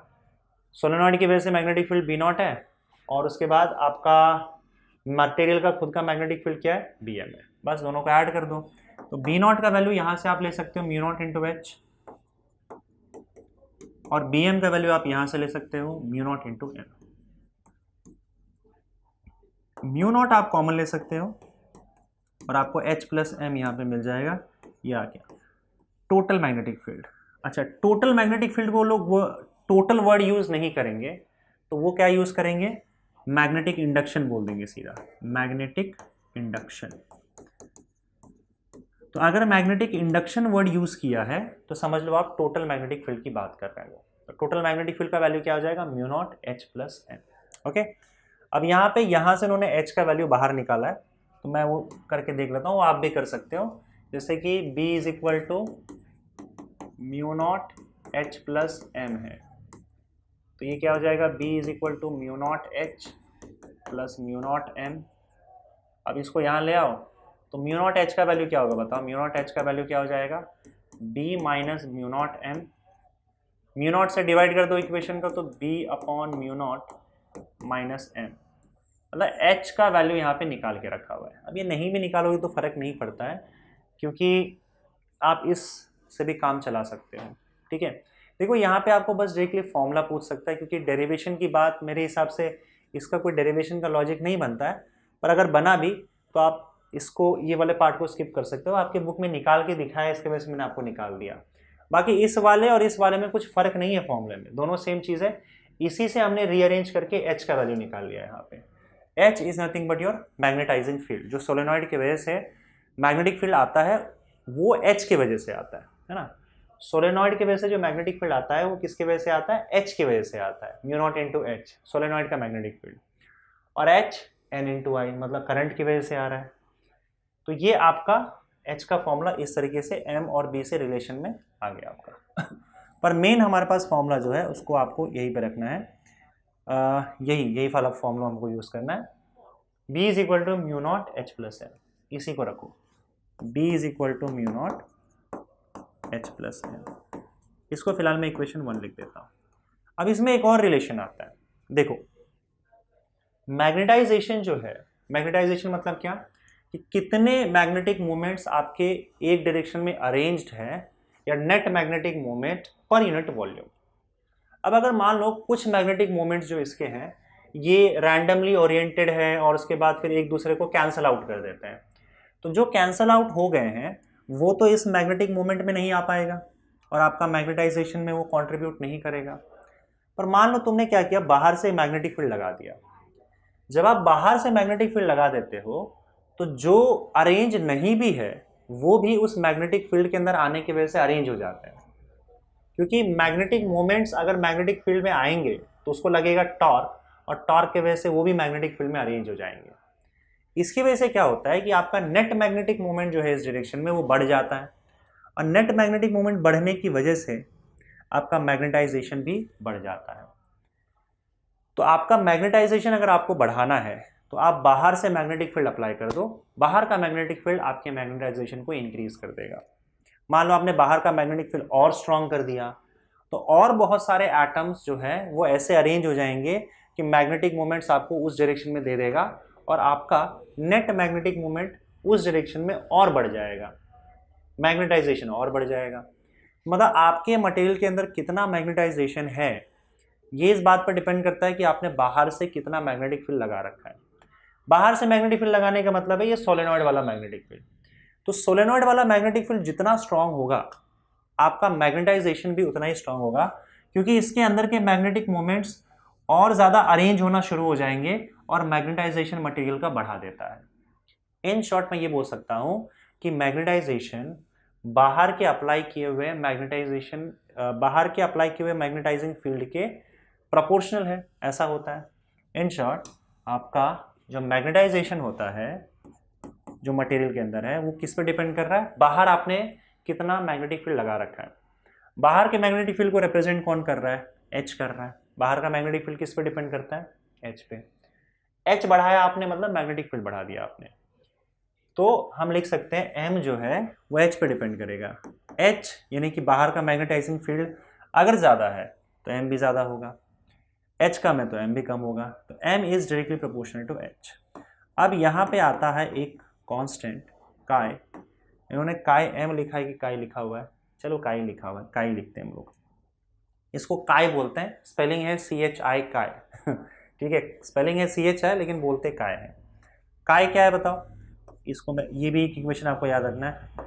काय को बोला जाता है magnetic susceptibility. Magnetic susceptibility, magnetic susceptibility का मतलब क्या है कि कितना इजीली आपका मटेरियल मैग्नेटाइज हो जा रहा है। जैसे मान लो बाहर से मैग्नेटिक फील्ड लगाया और अगर मैं थोड़ा सा भी मैग्नेटिक फील्ड लगाता हूं तो इसके अंदर मैग्नेटाइजेशन बहुत ज़्यादा आ जाता है। इसका मतलब आपका मटेरियल जो है उसकी ससेप्टिबिलिटी बहुत ज़्यादा है, ईजिली मैग्नेटाइज हो जा रहा है। अब कोई मटेरियल पड़ा हुआ है उसमें मैंने बहुत स्ट्रॉन्ग मैग्नेटिक फील्ड बाहर से लगा दिया, बहुत सारा एच डाल दिया, लेकिन फिर भी इसके अंदर मैग्नेटिज्म आ ही नहीं रहा है। बहुत मुश्किल से ये मैग्नेटाइज हो पा रहा है, बहुत मुश्किल से इसके मैग्नेटिक मोमेंट्स जो है एक डायरेक्शन में अरेंज हो पा रहे हैं। तो मैं बोलूँगा कि इस मटेरियल का ससेप्टिबिलिटी बहुत कम है, मैग्नेटिक ससेप्टिबिलिटी काफ़ी कम है। तो अगर आपके पास दो मटेरियल है, दोनों मटेरियल में आपने सेम मैग्नेटिक फील्ड बाहर से डाल के रखा हुआ है सेम, तो ज़रूरी नहीं है कि दोनों के अंदर सेम मैग्नेटाइजेशन आएगा, किसी के अंदर कम आएगा किसी के अंदर ज़्यादा आएगा। अगर मैग्नेटिक ससेप्टिबिलिटी ज़्यादा है तो उसके अंदर मैग्नेटाइजेशन ज़्यादा होगा, कम है तो कम होगा। इसका मतलब आपका जो ये चीज़ है वो डिपेंड करता है मटेरियल पे, आपने कौन सा मटेरियल लिया। Depends on material. अलग अलग मटेरियल का मैग्नेटिक ससेप्टिबिलिटी अलग अलग होता है, ठीक है। चलिए आगे बढ़ते हैं। अगर इस वैल्यू को आप उठा के इक्वेशन 1 में डाल दो, यहाँ पे लिख देता हूँ मैं 2, एक तो आपको ये फॉर्मूला आपके सामने है, पुट 2 in 1, पुट 2 in 1, तो आपका b का वैल्यू क्या हो जाएगा, b is equal to mu naught h plus m, पर m की जगह पे क्या डालना है, chi into h, h plus m के जगह पे काई इंटू एच डालो, तो काई इंटू एच। अब यहाँ से आप देख सकते हो म्यू नॉट, h का वैल्यू कॉमन ले लो, तो h का वैल्यू अगर कॉमन लोगे तो अंदर क्या बचेगा बताओ, 1 प्लस काय बचेगा, और h कॉमन ले लिया मैंने बाहर, तो एक फॉर्मूला आपके पास ये भी आ गया। अब यहाँ पे एक काम करो, इसको इक्वेशन 3 लिख लो। अब यहाँ पे हम क्या करते हैं, 1 प्लस काय को हम लोग म्यू आर सब्सटीट्यूट कर देते हैं, और इस म्यू आर को बोला जाता है रिलेटिव परमिएबिलिटी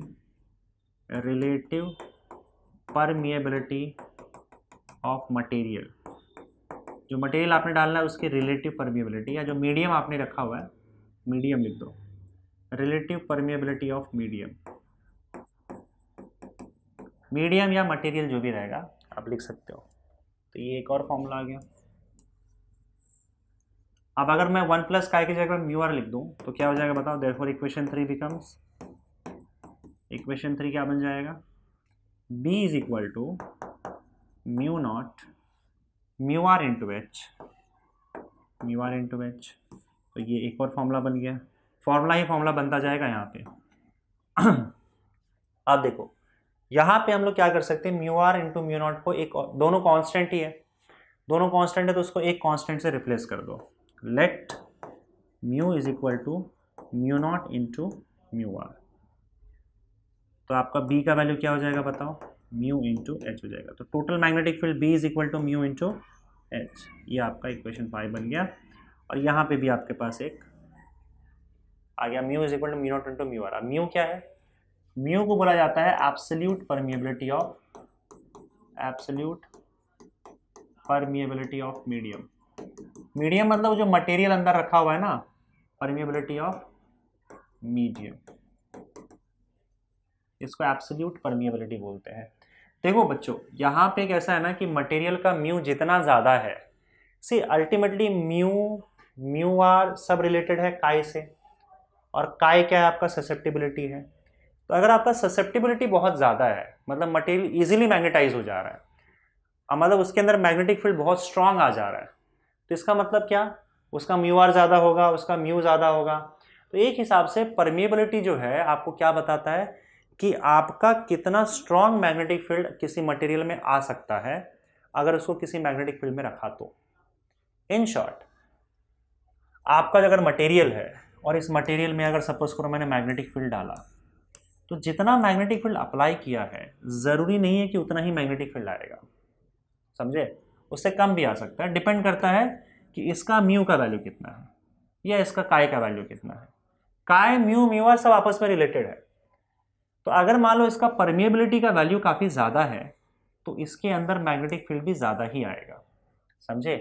तो कितना ज़्यादा मैग्नेटिक फील्ड आने दे रहा है मटेरियल, उस पर डिपेंड करता है म्यू का वैल्यू, और ये मटेरियल पर डिपेंड करेगा, समझ गए। तो ये हो गया आपका परमिएबिलिटी। अब इतने सारे फॉर्मूले हैं, अगर आपको याद रखना होगा, डेरिवेशन है तो सब करना ही पड़ेगा, नहीं तो अगर न्यूमेरिकल के लिए आपको याद रखना है तो मैं आपको क्या करता हूँ, उल्टे से शुरू करो और सारे फॉर्मूले आपको ध्यान में रह जाएंगे इस तरीके से। फॉर्मूला आपको यहाँ से स्टार्ट करना है, लास्ट वाला फॉर्मूला पहले लिख लो, B is equal to mu into h. Just a second, B magnetic induction, total magnetic induction, mu into h, ये पहला फॉर्मूला। उसके बाद आप देखो म्यू क्या है इसके अंदर, तो म्यू क्या है, mu naught into mu r है ना। म्यू आर क्या है, म्यू आर जो है वो 1 प्लस काय है, यहाँ पे देखो लिखा होगा 1 plus chi is equal to mu r है, राइट। उसके बाद फिर एक फॉर्मूला आता है, काय कहाँ से आया, काय इस फॉर्मूले से आया, m is equal to chi into H, m is equal to chi into H से आया। और उसके पहले क्या फॉर्मूला था, b is equal to mu naught H plus M, तो b is equal to mu naught H plus M. और उसके अलावा h is equal to N I, ये भी आपको याद रखना है। तो ये फॉर्मूला आपका सारा है, ये जितने भी फॉर्मूले हमने यहाँ पे डिराइव किए, यूज़ किए, ये बस इसी के अंदर आ गया सब। इतने फॉर्मूले पे आपके न्यूमेरिकल्स बनेंगे और कुछ नहीं, ठीक है, समझ आया। आगे बढ़ते हैं बच्चों, और यहाँ पे अब आगे हम लोग बात करेंगे मैग्नेटिक मटेरियल्स के बारे में, और मैग्नेटिक मटेरियल्स के क्या प्रॉपर्टीज़ होते हैं, ठीक है। तो जो भी उसके मैग्नेटिक प्रॉपर्टीज़ होते हैं मैग्नेटिक मटेरियल्स के, मैग्नेटिक मटेरियल आप ऐसे समझ लो कि वो मटेरियल्स जो मैग्नेटिक फील्ड से अफेक्ट होते हैं या प्रभावित होते हैं, यानी कि अगर आपने मटेरियल को मैग्नेटिक फील्ड के अंदर रखा तो वो कुछ ना कुछ हरकत करेगा, तो हम ऐसे मटेरियल को मैग्नेटिक मटेरियल बोल सकते हैं। बहुत सारे मैग्नेटिक मटेरियल हैं, इन सारे मैग्नेटिक मटेरियल को हम लोग 3 पार्ट में डिवाइड करते हैं, डाईमैग्नेटिक मटेरियल, फेरोमैग्नेटिक मटेरियल और पैरामैग्नेटिक मटेरियल। डाईमैग्नेटिक, पैरामैग्नेटिक और फेरोमैग्नेटिक मटेरियल, ऐसे 3 टाइप के मैग्नेटिक मटेरियल्स हम बोल सकते हैं। इन मैग्नेटिक मटेरियल के जो प्रॉपर्टीज़ होते हैं, जो ये प्रॉपर्टी शो करते हैं, जो हरकतें करते हैं, उसे हम क्या बोलते हैं? डायमैग्नेटिक मटेरियल की प्रॉपर्टी को डायमैग्नेटिज्म बोलेंगे, पैरामैग्नेटिक की प्रॉपर्टी को हम लोग पैरामैग्नेटिज्म बोलेंगे, और फेरोमैग्नेटिक मटेरियल जो प्रॉपर्टी शो करेगा उसको फेरोमैग्नेटिज्म बोलेंगे। समझे? तो सबसे पहले हम बात करेंगे डायमैग्नेटिक मटेरियल की। डायमैग्नेटिक मटेरियल जो प्रॉपर्टी शो करेगा उसे हम डायमैग्नेटिज्म बोलेंगे। समझ गए? तो दोनों एक ही चीज है, बस ये प्रॉपर्टी का नाम है और इसको ये मटेरियल हो गया आपका diamagnetic material. In short diamagnetic materials जो है वो डायमैग्नेटिज्म शो करेगा। अब मतलब क्या है डायमैग्नेटिज्म का, और किसे हम डायमैग्नेटिक मटेरियल्स बोलते हैं? देखो ये सारा का सारा जो है प्रॉपर्टीज ये सब लिस्ट किया हुआ है, इंफॉर्मेशन की बात है, बस आपको याद रखना है और कुछ नहीं। इसमें कहीं कुछ एक्सप्लेनेशन की जरूरत पड़ेगी तो मैं आपको दे दूंगा। नाउ सी, डायमैग्नेटिक मटेरियल्स जो होते हैं उसकी जो प्रॉपर्टी होती है, सबसे मेन प्रॉपर्टी कि they are repelled by magnetic field. मतलब ऐसे मटेरियल को अगर आप किसी मैग्नेटिक फील्ड में रखोगे तो वो रिपेल हो जाएगा, उससे दूर भागेगा उससे। समझे? ये सबसे इंपॉर्टेंट प्रॉपर्टी है आपकी। और ये अगेन, अब अगर मैं सपोज करो इसको नॉन यूनिफॉर्म मैग्नेटिक फील्ड में रखता हूँ, नॉन यूनिफॉर्म मतलब ऐसा मैग्नेटिक फील्ड जहाँ पे एक जगह पे वीक है एक जगह पे स्ट्रांग है, तो क्योंकि ये मटेरियल मैग्नेटिक फील्ड से दूर भाग रहा है, रिपेल हो रहा है, तो ऑब्वियस सी बात है कि वो स्ट्रांग मैग्नेटिक फील्ड से हटके वीक मैग्नेटिक फील्ड के पास जाएंगे। So they move from strong to weak magnetic field. समझ गए? और इनका जो म्यू का वैल्यू होता है या काय का वैल्यू होता है वो नेगेटिव होता है। जो सॉरी काय की बात कर रहा हूँ मैं, म्यू की नहीं। काय मतलब मैग्नेटिक ससेप्टिबिलिटी। डायमैग्नेटिक मटेरियल का जो मैग्नेटिक ससेप्टिबिलिटी होता है वो नेगेटिव होता है। अब देखो अगर काय नेगेटिव है और हमको पता है कि जो आपका रिलेटिव परमिबिलिटी म्यू आर है उसका फॉर्मूला क्या होता है, 1 प्लस काय होता है, अभी हमने देखा था पिछले केस में। तो अगर मैं काय नेगेटिव रखता हूँ मतलब 1 से कुछ ना कुछ माइनस हो जाएगा, 1 से कुछ ना कुछ माइनस होगा तो म्यू आर का वैल्यू 1 से छोटा होगा। इतना क्लियर है? तो डायमैग्नेटिक मटेरियल के लिए ससेप्टिबिलिटी नेगेटिव होता है, म्यू आर का वैल्यू 1 से छोटा होता है। और हमें ये फॉर्मूला पता है मैग्नेटाइजेशन का, magnetization is equal to chi into H. अब अगर आप m और h का ग्राफ प्लॉट करोगे तो ये y is equal to m x के फॉर्म में आ गया। आपने y एक्सिस पे m प्लॉट कर दिया, x एक्सिस पे h प्लॉट कर दिया। ये जो m आपको दिख रहा है ये क्या है? ये स्लोप है। तो y is equal to m x, slope की जगह पे क्या आ रहा है? x आ रहा है। तो ये एक स्ट्रेट लाइन ग्राफ बनेगा अगर आपने m और h का ग्राफ प्लॉट किया तो m को y एक्सिस पे, h को x एक्सिस पे, और उसका जो स्लोप होगा यहाँ पे मैं लिख देता हूँ, स्लोप x होगा, सॉरी काय होगा। स्लोप क्या होगा? काय होगा। और ये स्लोप क्योंकि नेगेटिव है, विच इज नेगेटिव ऑब्वियसली, क्योंकि लेस देन 0 मैंने पहले बताया, तो आपका ग्राफ नीचे की ओर आएगा। y is equal to m x straight line graph देता है और आपको ओरिजिन से पास होता है ग्राफ, तो ओरिजिन से पास होगा, लेकिन क्योंकि स्लोप नेगेटिव है तो ग्राफ आपका इस तरीके से नीचे आएगा। तो ये m और h का ग्राफ, ये ग्राफ आपके बुक में शायद नहीं दिया है, पर ठीक है, अगर मान लो कहीं से कुछ घुमा दे क्वेश्चन, मेरे हिसाब से घुमाना तो नहीं चाहिए, पर आप देखो बहुत बड़ी चीज़ नहीं, आप याद रख सकते हो, कोई प्रॉब्लम नहीं है। डायमैग्नेटिज्म आता क्यों है? क्योंकि डायमैग्नेटिज्म में जो इलेक्ट्रॉन्स होते हैं इनके पास, जो भी एटम्स और मॉलिक्यूल्स में इलेक्ट्रॉन्स होते हैं वो इलेक्ट्रॉन्स पेयर्ड होते हैं। दे हैव पेयर्ड इलेक्ट्रॉन्स, सारे के सारे इलेक्ट्रॉन्स पेयर्ड होते हैं, और पेयर्ड इलेक्ट्रॉन्स होने की वजह से डायमैग्नेटिज्म आता है। कैसे, मैं आपको अभी एक्सप्लेन करूंगा, फिलहाल इसको और बाकी चीज़ों को देख लेते हैं। एक चीज़ और है, जैसे अगर मान लो कोई एक यूट्यूब है आपका इस तरीके से, उसमें अगर आपने कोई डायमैग्नेटिक लिक्विड डाल दिया या मटेरियल डाल दिया, लिक्विड ही डालते हैं, लिक्विड की लेते हैं क्योंकि वो मूव कर सकता है फिर, और सामने आपने एक मैग्नेट ला के रख दिया, तो अब ऑब्वियसली बात है कि सामने मैग्नेट ला दोगे तो यहाँ पे मैग्नेटिक फील्ड स्ट्रांग हो जाएगा। आपको पता है वो मैग्नेटिक फील्ड से दूर भागता है, तो इसका ये वाला जो कॉलम है इसके अंदर जो डायमैग्नेटिक मटेरियल रखा हुआ है, लिक्विड रखा हुआ है, वो दूर भागेगा और ये लेवल नीचे आ जाएगा। अब ये लेवल नीचे आएगा तो ये लेवल ऊपर चला जाएगा। तो अगर आपने यूट्यूब में डायमैग्नेटिक मटेरियल लाया, सामने मैग्नेट लाया, तो जो उसके पास वाला लेवल है वो डाउन जाएगा और उसके दूर वाला लेवल वो ऊपर चला जाएगा। इस लिक्विड को ऐसे ऊपर जाएगा ये, क्योंकि ये लिक्विड डायमैग्नेटिक है और मैग्नेटिक फील्ड से दूर भाग रहा है, क्योंकि repel, they are repelled by magnetic field. समझ गए? इसकी जो मैग्नेटिक ससेप्टिबिलिटी होती है वो कांस्टेंट होता है। मैग्नेटिक ससेप्टिबिलिटी कांस्टेंट होता है, उसका वैल्यू फिक्स होता है और वो टेम्परेचर पे डिपेंड नहीं करता। काय डजंट डिपेंड ऑन टेम्परेचर। कौन सा काय? डायमैग्नेटिक मटेरियल का जो ससेप्टिबिलिटी होता है वो टेम्परेचर पे डिपेंड नहीं करता, और वो नेगेटिव भी होता है। तो अगर आप टेम्परेचर और मैग्नेटिक ससेप्टिबिलिटी का ग्राफ प्लॉट करोगे तो नेगेटिव में वो कांस्टेंट होगा। समझ गए? अच्छा, कुछ मटेरियल्स जिसको हम लोग सुपर कंडक्टर्स बोलते हैं, अब ये इन्फॉर्मेशन आपके साइड में टेक्स्ट बुक में दिया हुआ था बॉक्स में, तो मैंने आपको बता दिया।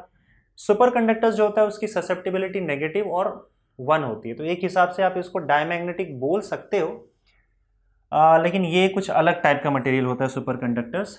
और इसका जो सुपर कंडक्टर्स एक्चुअली क्या होता है कि उसका रेजिस्टेंस ही नहीं होता, इस टाइप का मटेरियल होता है वो। उसका अगर आप मैग्नेटिक ससेप्टिबिलिटी निकालो तो -1 आता है, समझ गए? नेगेटिव में -1 एग्जैक्टली आएगा। तो ये हो गया आपका डायमैग्नेटिज्म। अच्छा हाँ, डायमैग्नेटिज्म आता कैसे है, क्यों आता है, उसका क्या रीज़न है, उसकी जो मैग्नेटिक प्रॉपर्टीज़ हैं, सॉरी उसका जो एक ये है, दे हैव पेयर्ड इलेक्ट्रॉन्स, ये एक one of the most important reason है डायमैग्नेटिज्म की वजह से, और ये मैं आपको एक्सप्लेन करता हूँ। वैसे डायमैग्नेटिक मटेरियल्स के एग्जाम्पल्स जो है, एग्जाम्पल्स आपके टेक्स्ट बुक में दिए हुए हैं, वो एग्जाम्पल्स आप देख सकते हो। मुझे एग्जाम्पल्स उतना याद नहीं रहता है पर ठीक है। कॉपर, गोल्ड, मेटल, बिस्मथ, तो मैं टेक्स्ट बुक से देख के ही बताऊंगा, जो टेक्स्ट बुक में दिया हुआ है वही आप एक दो याद कर लो, और क्या। कॉपर, गोल्ड, बिस्मथ, यही है ना, कॉपर, गोल्ड, बिस्मथ और ये सारी चीज़ें, they are examples of diamagnetic materials. ये सारे डायमैग्नेटिक मटेरियल्स होते हैं, ठीक है। अब ये क्या क्यों आता है डायमैग्नेटिज्म, तो देखो डायमैग्नेटिक मटेरियल में सारे इलेक्ट्रॉन्स पेयर्ड होते हैं। तो देखो अब यहाँ पे पेयर्ड इलेक्ट्रॉन्स होने की वजह से क्या होता है मैं आपको बताता हूँ। जैसे मान लो आपने एक ऑर्बिटल में पेयर्ड इलेक्ट्रॉन्स ले लिया, तो एक आपका इलेक्ट्रॉन मान लो इस डायरेक्शन में घूम रहा है, इधर थोड़ा सा दूर बना देता हूँ मैं, एक मान लो इस डायरेक्शन में घूम रहा है और इसका मैग्नेटिक मोमेंट ये यहाँ पे दे रहा है। तो मैग्नेटिक डायपोल मोमेंट इस इलेक्ट्रॉन के घूमने की वजह से, मतलब इलेक्ट्रॉन एक्चुअली में उल्टी डायरेक्शन में घूम रहा है, मैंने करंट का डायरेक्शन बता दिया। देखो अगर इलेक्ट्रॉन ऐसे भाग रहा है, घूम रहा है, तो हम मान के चलेंगे करंट ऐसे जा रहा है, ऐसे होगा ना, तो ये एक्चुअली जो डायरेक्शन है मैं डायरेक्टली करंट का डायरेक्शन दे रहा हूँ, मतलब इसके अंदर इलेक्ट्रॉन ऐसे भाग रहा होगा और ये करंट ऐसे जा रहा है। तो ये तो भाई इस इलेक्ट्रॉन की वजह से जो करंट आ रहा है वो आई है, और इसका magnetic moment right hand thumb rule के हिसाब से यहां जा रहा है ना। सेम इसी तरीके से इसमें इलेक्ट्रॉन, पेयर्ड इलेक्ट्रॉन में आपका इलेक्ट्रॉन मान ये जो है इसके ऑपोजिट डायरेक्शन में भागेगा। अगर ऑपोजिट डायरेक्शन में भागेगा तो इसका मतलब ये इलेक्ट्रॉन उल्टा घूम रहा है, तो इसकी वजह से जो करंट आएगा वो करंट कहाँ जाएगा। अब इलेक्ट्रॉन यहाँ जा रहा है तो आपका करंट, एक सेकेंड, ऐसे जा रहा है, ये गड़बड़ कर दिया मैंने, सॉरी। करंट अगर ऐसे जा रहा है तो इलेक्ट्रॉन यहाँ ऐसे भाग रहा होगा, और यहाँ ऐसे भाग रहा है तो इलेक्ट्रॉन इस वाले केस में पेयर में ये इलेक्ट्रॉन उल्टा भागेगा। इलेक्ट्रॉन उल्टा भागेगा तो करंट कहाँ देगा, ये इलेक्ट्रॉन के ऑपोजिट डायरेक्शन में करंट देगा, ये करंट आई इसमें है ना। इसके हिसाब से right hand thumb rule use करोगे तो इसका मैग्नेटिक मोमेंट यहाँ आ जाएगा। दोनों इलेक्ट्रॉन अपना मैग्नेटिक मोमेंट एक दूसरे के ऑपोजिट डायरेक्शन में देके एक दूसरे के मैग्नेटिक मोमेंट को कैंसल आउट कर देते हैं, जिसके वजह से मटेरियल में, क्योंकि सारे के सारे इलेक्ट्रॉन्स पेयर्ड हैं, मटेरियल में नेट मैग्नेटिक मोमेंट 0 हो जाता है। अब अगर सपोज करो आप इसको किसी बाहर के मैग्नेटिक फील्ड में डाल देते हो, मान लो बाहर एक मैग्नेटिक फील्ड, आपने मटेरियल को किसी एक्सटर्नल मैग्नेटिक फील्ड में ले जाकर रख दिया। अब मैग्नेटिक फील्ड में दोनों इलेक्ट्रॉन्स घूम रहे हैं और करंट है इसके पास, तो यहाँ पे लेंस लॉ, एक लॉ है जिसको हम लोग लेंस लॉ बोलते हैं, ये हम आगे पढ़ने वाले हैं इलेक्ट्रोमैग्नेटिक इंडक्शन के चैप्टर में, पर क्योंकि यहाँ पे ये वर्ड यूज़ किया हुआ है, इसके मतलब इसी से हम इसको एक्सप्लेन कर सकते हैं। तो अब लॉ क्या है कैसा, वो तो मैं आपको नहीं बता पाऊंगा यहाँ पे, वो हम वहीं पे पढ़ेंगे डिटेल में। बस ये समझ लो कि इस लॉ की वजह से होता क्या है कि अगर आपने जो करंट यहाँ पे फ्लो हो रहा है या फिर जो आपने इलेक्ट्रॉन आपका घूम रहा है, अगर इसको हमने डाल दिया मैग्नेटिक फील्ड के अंदर, तो मैग्नेटिक फील्ड के अंदर डालने की वजह से होता क्या है, लेंस लॉ की वजह से क्या होता है कि इसके अंदर आ जाता है करंट, एक्स्ट्रा करंट आ जाता है, जिसको हम लोग इंड्यूस्ड करंट बोलते हैं। मैं उसको आई लिख देता हूँ, आई, इसको हम बोलेंगे इंड्यूस्ड करंट। अब ये इंड्यूस्ड करंट का डायरेक्शन कहाँ होगा, देखो इंड्यूस करंट का डायरेक्शन कुछ इस तरीके से होगा कि जो करंट इंड्यूस है, जो भी आपका करंट इंड्यूस होगा, वो क्या करेगा, इस मैग्नेटिक फील्ड के ऑपोजिट डायरेक्शन में होगा। मतलब इंड्यूस करंट जो अपना मैग्नेटिक फील्ड प्रोड्यूस करेगा, वो मैग्नेटिक फील्ड बाहर के मैग्नेटिक फील्ड के ऑपोजिट डायरेक्शन में होना चाहिए। इसका मतलब ये इंड्यूस करंट जो अपना मैग्नेटिक फील्ड प्रोड्यूस करेगा, वो दोनों के केस में इस डायरेक्शन में ही अपना मैग्नेटिक फील्ड प्रोड्यूस करेगा। अब इस डायरेक्शन में मैग्नेटिक फील्ड प्रोड्यूस करने के लिए आपको क्या करना पड़ेगा, मतलब इस डायरेक्शन में मैग्नेटिक मूवमेंट लाने के लिए, मैग्नेटिक फील्ड प्रोड्यूस करने के लिए इंड्यूस करंट कहाँ जाना चाहिए। अब देखो, अगर करंट ऐसे जा रहा है तो राइट हैंड थंब रूल के हिसाब से ये मैग्नेटिक फील्ड यहाँ प्रोड्यूस करेगा और हमको चाहिए यहाँ, तो फिर मैग्नेटिक फील्ड इस डायरेक्शन में प्रोड्यूस करने के लिए आपका करंट जो है वो उल्टे डायरेक्शन में इसके अंदर फ्लो होना चालू हो जाएगा। ये हो गया आई इंड्यूस करंट। ना इस केस में भी आपका इंड्यूस करंट इसी डायरेक्शन में होगा, क्योंकि ये भी तो मैग्नेटिक फील्ड इसी डायरेक्शन में भेजेगा। लेंस लॉ के हिसाब से इंड्यूस करंट ऐसे होगा कि वो अपना magnetic field existing magnetic field के ऑपोजिट डायरेक्शन में भेजेगा। अब इसकी वजह से होता क्या है कि दोनों कॉइल में आप ध्यान से देखो तो इस कॉइल के अंदर जो ऑलरेडी करंट है, जो ऑलरेडी करंट आपके पास है और इसके वजह से म्यू आ रहा था, इसके वजह से जो इसका म्यू आ रहा था और इसके वजह से भी जो इसका म्यू आ रहा था, ये ऑपोजिट डायरेक्शन में थे। लेकिन अब मुझे एक बात बताओ, इसके अंदर इंड्यूस करंट वाला भी म्यू आएगा और इंड्यूस करंट वाला म्यू जो है आप देख सकते हो ध्यान से कि ऑपोजिट डायरेक्शन में करंट फ्लो हो रहा है। तो इसका जो म्यू है अब डिक्रीज होने लगेगा, म्यू गोज ऑन डिक्रीजिंग। क्यों? क्योंकि इंड्यूस करंट जो है उसके ऑपोजिट डायरेक्शन में आ चुका है और इस केस में क्योंकि इलेक्ट्रॉन ऐसे घूम रहा था, इंड्यूस करंट भी सेम डायरेक्शन में है, इसका म्यू बढ़ता जाएगा, म्यू गोज ऑन इंक्रीजिंग। ये सिचुएशन आ जाता है। अब इससे देखो होता क्या है। अब इसके बाद अगर मैं इन दोनों कॉइल को ड्रॉ करूं यहाँ पे और इसको यहाँ पे ड्रॉ करूं, तो इसका म्यू कम होता जा रहा है, इसका म्यू कम होता जा रहा है। ठीक है, इसको म्यू 1 ले लेते हैं। इसका म्यू बढ़ता जा रहा है तो वैल्यू चेंज जाएगा, इसका म्यू बढ़ता जा रहा है।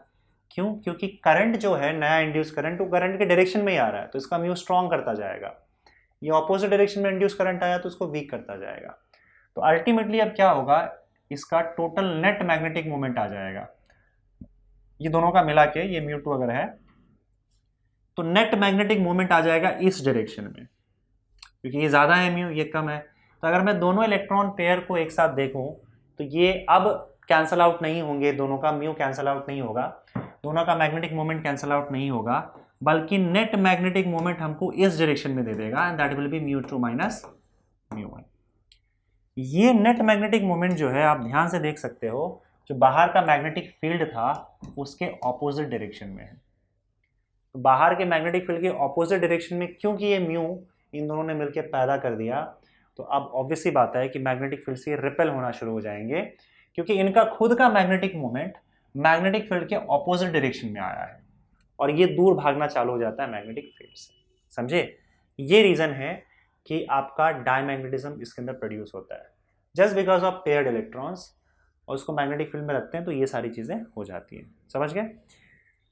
ये था डायमैग्नेटिज्म का एक्सप्लेनेशन कि क्यों होता है डायमैग्नेटिज्म। इसका टेम्परेचर से रिलेटेड भी बात कर ली हमने। अब आगे बात करते हैं हम लोग पैरामैग्नेटिज्म के बारे में। पैरामैग्नेटिज्म या पैरामैग्नेटिक मटेरियल जो होता है, they are attracted by magnetic field. ये मैग्नेटिक फील्ड से अट्रैक्ट होते हैं और अट्रैक्ट होंगे तो मतलब वीक से स्ट्रॉन्ग मैग्नेटिक फील्ड की ओर भागेंगे और इनके पास अनपेयर्ड इलेक्ट्रॉन्स होता है। डायमैग्नेटिज्म में पेयर्ड इलेक्ट्रॉन था, अगर पेयर्ड हुआ तो डायमैग्नेटिज्म, अनपेयर्ड हुआ तो वो पैरामैग्नेटिज्म शो करेगा और वो मैग्नेटिक फील्ड से अट्रैक्ट होगा। इस केस में आपका जो मैग्नेटिक ससेप्टिबिलिटी होता है वो नेगेटिव ना होकर पॉजिटिव होता है और म्यू आर का वैल्यू, क्योंकि काय का वैल्यू पॉजिटिव है तो 1 प्लस समथिंग होगा, तो रिलेटिव परमिबिलिटी का वैल्यू 1 से बड़ा हो जाएगा और एम और एच का ग्राफ इस बार भी स्ट्रेट लाइन ही होगा, पर क्योंकि स्लोप इस बार पॉजिटिव है तो ये ग्राफ नीचे जाने के बजाय ऊपर जाएगा। सिंपल। यूट्यूब में अगर आप पैरामैग्नेटिक मटेरियल लेते हो तो क्या होगा बताओ, इस बार अब क्या होगा, अब क्योंकि ये मैग्नेटिक फील्ड से अट्रैक्ट होगा तो ये वाला कॉलम ऊपर जाएगा और ये वाला कॉलम नीचे जाएगा। समझे? मैग्नेटिक ससेप्टिबिलिटी जो होता है वो टेम्परेचर पे डिपेंड करता है पैरामैग्नेटिक मटेरियल का, और वो इनवर्सली प्रोपोर्शनल होता है। जैसे जैसे टेम्परेचर बढ़ाओगे पैरामैग्नेटिक मटेरियल का मैग्नेटिक ससेप्टिबिलिटी कम होता जाता है, मतलब आप समझ लो कि इसका मैग्नेटिज्म कम होता जाता है, ये कमजोर मैग्नेट बनता चला जाता है। कमजोर मैग्नेट इन द सेंस कि इसके अंदर मैग्नेटिज्म आ नहीं पाएगा।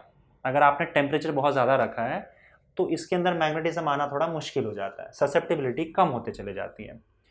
ये कैसे आता है, इसका भी डेरिवेशन है, ये मैं आपको बता रहा हूँ।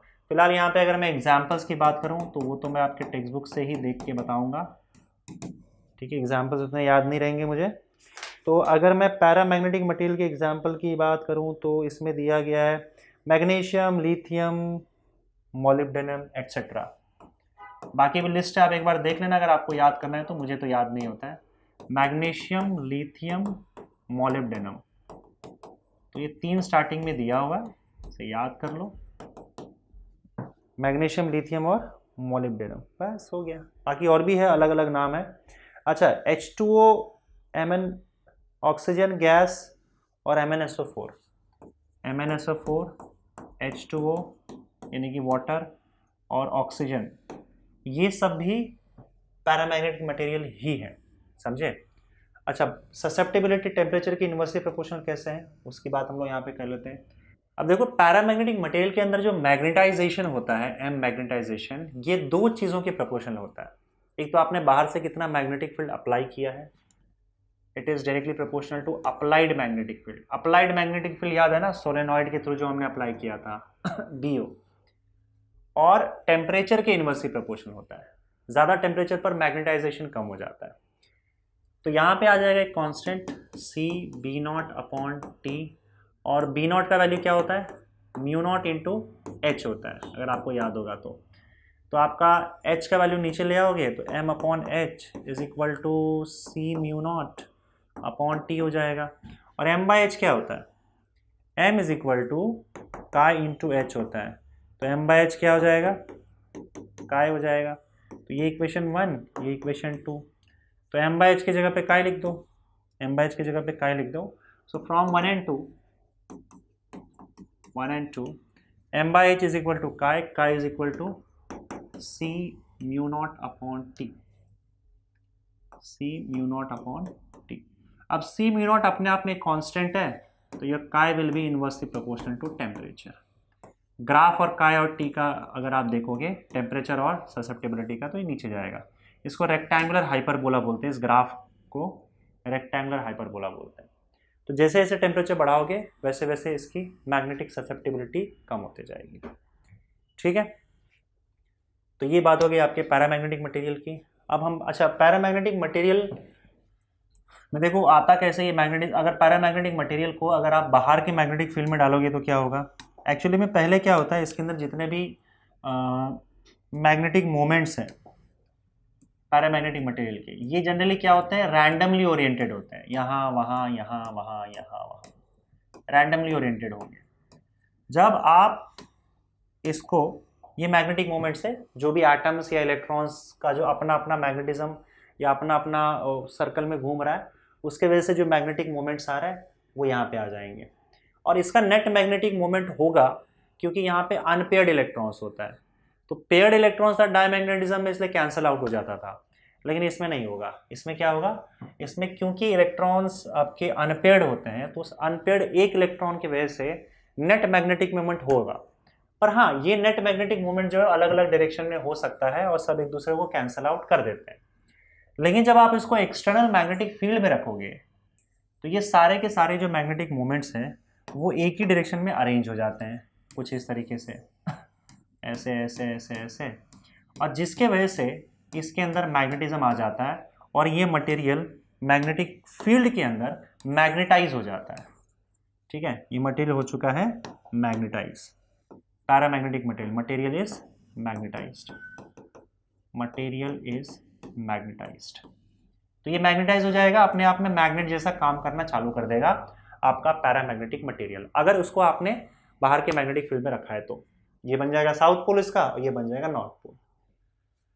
लेकिन जब आप इसका मैग्नेटिक फील्ड हटा लोगे, if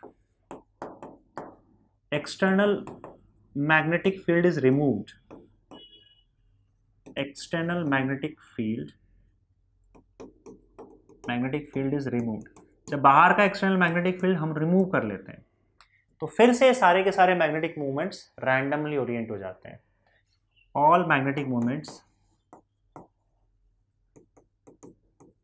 again get randomly oriented and magnetism is lost, और इसका नेट मैग्नेटिक मोमेंट खत्म हो जाता है। इसका मतलब आपका एक फेरोमैग्नेटिक मटेरियल अगर बाहर से कोई मैग्नेटिक फील्ड आपने अप्लाई करके रखा है तो तब तक वो मैग्नेट की तरह बिहेव करेगा। जैसे आपने बाहर का एक्सटर्नल मैग्नेटिक फील्ड हटा लिया, ये सारे मैग्नेटिक मोमेंट्स वापस से रैंडमली ओरिएंटेड हो जाते हैं और फिर आपका मैग्नेटिज्म फिर से खत्म हो जाता है। समझ गए? और क्योंकि सारे के सारे एक डायरेक्शन में ओरिएंट हो जाते हैं तो देखो इसका जो नेट मैग्नेटिक मोमेंट है म्यू नेट पूरे के पूरे मटेरियल का, वो आपके बाहर के मैग्नेटिक फील्ड के डायरेक्शन में ही आ रहा है। इसका जो नेट मैग्नेटिक मोमेंट है वो मैग्नेटिक फील्ड के डायरेक्शन में ही आ रहा है और इसीलिए मैग्नेटिक फील्ड से अट्रैक्ट होता है। जबकि हमने डायमैग्नेटिज्म में क्या देखा था, पेयर्ड इलेक्ट्रॉन की वजह से जो नेट मैग्नेटिक मोमेंट आ रहा था मटेरियल का, वो मैग्नेटिक फील्ड के ऑपोजिट डायरेक्शन में आ रहा था और इसलिए रिपेल कर रहा था। इनका नेट मैग्नेटिक मोमेंट एक ही डायरेक्शन में ओरिएंट होने की वजह से मैग्नेटिक फील्ड के डायरेक्शन में ही आ जा रहा है, इसलिए ये अट्रैक्ट होता है। समझ गए? लेकिन हाँ, अब अगर आप हटा लोगे मैग्नेटिक फील्ड तो फिर से ये मैग्नेट के अंदर का मैग्नेटिज्म खत्म हो जाएगा, रैंडम ओरिएंटेशन वापस आ जाएगा। अब बात करते हैं लास्ट में फेरोमैग्नेटिज्म की। देखो फेरोमैग्नेटिज्म और पैरामैग्नेटिज्म लगभग एक जैसा ही है, बस एक फर्क है। फेरोमैग्नेटिक मटेरियल जो होते हैं वो पैरामैग्नेटिक मटेरियल के कंपैरिजन में स्ट्रांग होते हैं, उनका मैग्नेटिक फील्ड स्ट्रांग होता है, स्ट्रेंथ में वो ज़्यादा पावरफुल होते हैं, बाकी सब कुछ सेम है। प्रॉपर्टी से आपको पता चली जाएगा। Ferromagnetic materials are strongly attracted by magnetic field, वही चीज़ strongly move from weak to strong magnetic field, वही सेम चीज़ जैसा पैरामैग्नेटिक मटेरियल का था। They have unpaired electrons, unpaired electron की वजह से ही होता है। इसकी भी मैग्नेटिक ससेप्टिबिलिटी 1 से ज़्यादा होती है, लेकिन पैरामैग्नेटिक मटेरियल के कंपैरिजन में काफ़ी ज़्यादा होता है। बस मैंने आपको बताना है कि ये पैरामैग्नेटिक मटेरियल का एक स्ट्रॉन्ग वर्जन है, ठीक है, इसका स्ट्रेंथ ज़्यादा होता है। इसका भी म्यू आर का वैल्यू 1 से ज़्यादा होगा और हाई वैल्यू होगा ना। अगर ग्राफ देखोगे एम और एच का तो स्ट्रेट लाइन पैरामैग्नेटिक का भी होता है और फेरो का भी होता है। क्योंकि इसका काई का वैल्यू ज़्यादा होता है तो इसका स्लोप ज़्यादा होगा फेरोमैग्नेटिज्म का, मैग्नेटिक मटेरियल का, और इसका स्लोप ज़्यादा होगा। दोनों का ग्राफ का नेचर सेम है, स्ट्रेट लाइन ऊपर की ओर जा रहा है, लेकिन ये ज़्यादा ऊपर जा रहा है और ये कम ऊपर जा रहा है क्योंकि इसका काई का वैल्यू काफ़ी ज़्यादा होता है पैरामैग्नेटिक मैग्नेटिक मटेरियल के कंपैरिजन में। ठीक है, इसमें भी वही चीज़, अगर आप यूट्यूब में भरोगे फेरो मैग्नेटिक मटेरियल, सामने से लाओगे मैग्नेट, तो सामने वाला अट्रैक्ट होगा, इसके वजह से ऊपर जाता है और ये वाला नीचे चला जाएगा। अब इसके भी एग्जाम्पल्स इसमें अगर दिया रहेगा तो मैं आपको लिख के दे देता हूँ। मेटल्स जैसे कि आयरन, कोबाल्ट और निकल, हाँ ये तो याद होना चाहिए यार। जो फेरोमैग्नेटिक मटेरियल है, जनरली हम फेरोमैग्नेटिक मटेरियल की बात करते हैं, दे आर स्ट्रांगली अट्रैक्टेड। तो आप जो रियलिटी में देखते हो, जैसे आयरन, कोबाल्ट, निकल, है ना, मैग्नेटिक से आयरन जो है उसको रखो फट से चिपक जाता है, तो दे आर स्ट्रांगली अट्रैक्टेड। हाँ ये हो सकता है जैसे पैरामैग्नेटिक मटेरियल लो, वो भी मैग्नेट से अट्रैक्ट होता है, लेकिन इतने वीक लेवल पे होता है कि शायद वो अट्रैक्शन आपको दिख ना पाए रियल लाइफ में, है ना। तो लेकिन अगर फेरोमैग्नेटिक मटेरियल आपने ले लिया, एग्जांपल्स क्या है इसका, फेरोमैग्नेटिक मटेरियल का, अरे रुक जा, आयरन, कोबाल्ट, निकल। अब ये इतना स्ट्रांगली अट्रैक्ट होता है कि फट से आपको अट्रैक्ट होते हुए नजर आ जाएगा। मैग्नेट रखो, मटेरियल रखो, आयरन रखो, फट से अट्रैक्ट हो जाएगा ये, क्योंकि फेरोमैग्नेटिक मटेरियल पैरा के कंपैरिजन में, पैरामैग्नेटिक के कंपैरिजन में काफ़ी स्ट्रांग होता है और बहुत स्ट्रांगली अट्रैक्ट करता है ये। जो मैग्नेट होता है, मैग्नेट इन सारे मटेरियल्स को बहुत स्ट्रांगली अट्रैक्ट करता है, समझे। अब ये फेरोमैग्नेटिज्म जो है वो आता क्यों है, उसके पीछे का क्या रीज़न है, उसके पीछे का जो रीज़न समझाया गया है वो डोमेन स्ट्रक्चर से समझाया गया है कि क्यों फेरोमैग्नेटिक मटेरियल इतना स्ट्रॉन्ग मैग्नेटिज्म की प्रॉपर्टी शो करता है। डोमेन स्ट्रक्चर समझाया गया। अभी देखो हम बोलते ये हैं कि जो आपका फेरोमैग्नेटिक मटेरियल होता है उसमें क्या होता है, छोटे छोटे डोमेन्स बने हुए होते हैं। अब पैरामैग्नेटिक मटेरियल में हमने क्या देखा कि जितने भी आपके एक एक इलेक्ट्रॉन का, या फिर आप मान लो एक एक एटम का जो मैग्नेटिक मोमेंट आपका आता है, वो सारे के सारे आपस में रैंडमली ओरिएंटेड होते हैं। लेकिन फेरोमैग्नेटिक मटेरियल में क्या होता है कि आपका बहुत सारा ऐसा एटम्स होगा जिसका सेम डायरेक्शन में मैग्नेटिक मोमेंट होगा। मतलब इस पूरे पार्ट में, इस पूरे वॉल्यूम में जितने भी एटम्स होंगे उन सब का मैग्नेटिक मोमेंट एक ही डायरेक्शन में होगा। ऐसे ऐसे ऐसे ऐसे एक ही डायरेक्शन में होगा, और हमने उसका टोटल नेट मैग्नेटिक मोमेंट इस डायरेक्शन में ऐसा बड़े एरो से बना दिया है। मतलब एक पूरा एक जगह होता है और उस जगह में सारे के सारे एटम्स एक ही डायरेक्शन में ओरिएंटेड होते हैं। ऐसा पैरामैग्नेटिज्म में नहीं होता है, बल्कि इसमें हर एक एटम का ओरिएंटेशन अलग अलग डायरेक्शन में होता है। और ये जो पूरा जगह होता है उसी को हम डोमेन बोलते हैं। कि इस पूरे डोमेन में मैग्नेटिक मोमेंट एक ही डायरेक्शन में है, वो इस डायरेक्शन में, सारे ऐड होकर टोटल मैग्नेटिक मोमेंट इस डायरेक्शन में दे देगा। फिर दूसरा डोमेन आएगा, दूसरे डोमेन में जितने भी आपके एटम्स होंगे वो एक डायरेक्शन में मैग्नेटिक मोमेंट दे देंगे। ऐसे छोटे छोटे डोमेन्स बनाए जाते हैं।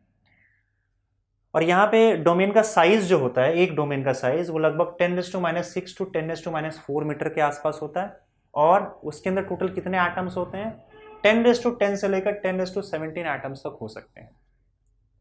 हाँ, ये बात अलग है कि वो डोमेन्स का जो है, डोमेन्स का जो मैग्नेटिक मोमेंट है ये आपस में रैंडमली ओरिएंटेड होंगे, वो तो आपको दिख ही रहा है यहाँ पे। और इसको जब आप एक्सटर्नल मैग्नेटिक फील्ड में डालोगे तो क्या होता है, इसको जब आप एक्सटर्नल मैग्नेटिक फील्ड में डालते हो, सॉरी मैग्नेटिक फील्ड में, तो सारे के सारे जो डोमेन हैं वो डोमेन के मैग्नेटिक फील्ड्स या मैग्नेटिक मोमेंट्स वो एक डायरेक्शन में ओरिएंट हो जाते हैं और वो मैग्नेटिक फील्ड के डायरेक्शन में ओरिएंट हो जाते हैं। ये कुछ इस तरह के सारे के सारे अब एक ही डायरेक्शन में ओरिएंट हो जाएंगे मैग्नेटिक फील्ड डालते ही। ये रहा आपका मैग्नेटिक फील्ड, आपने डाला और सारे डोमेन के मैग्नेटिक मोमेंट्स एक डायरेक्शन में अरेंज हो गए। अब जब आप मैग्नेटिक फील्ड हटा भी लेते हो तो पूरा का पूरा डोमेन वापस से रैंडम ओरिएंटेशन में नहीं जा पाता है। बड़ा मुश्किल हो जाता है इस सिचुएशन से इस सिचुएशन में वापस जाना। ठीक है, कुछ हद तक रैंडम ओरिएंटेशन आ जाता है, लेकिन ये पूरी तरह से वापस रैंडमली ओरिएंट नहीं हो पाता है। और यही एक रीज़न है कि मैग्नेटिक फील्ड हटा लेने के बाद भी फेरोमैग्नेटिक मटेरियल के अंदर मैग्नेटिज्म रह जाता है। समझे? सो इवन आफ्टर रिमूवल, मैं लिख देता हूं यहाँ पे, इंपॉर्टेंट पॉइंट है, even after removal of external magnetic field, external magnetic field, domains are not completely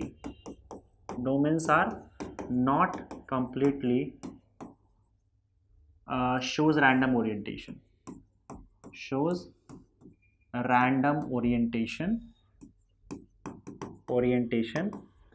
hence permanent magnetism remains in it,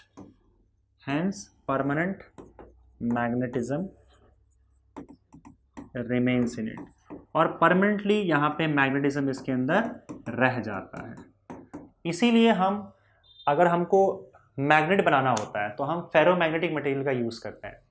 ferromagnetic material को किसी मैग्नेटिक फील्ड के अंदर डाल दो, उसके बाद फिर वो मैग्नेटिक फील्ड हटा लो वहाँ से, या उस मटेरियल को हटा लो, तो इसके अंदर मैग्नेटिज्म रह जाएगा, क्योंकि पूरी तरीके से ये डोमेन स्ट्रक्चर वापस ख़राब नहीं हो पाता। समझे?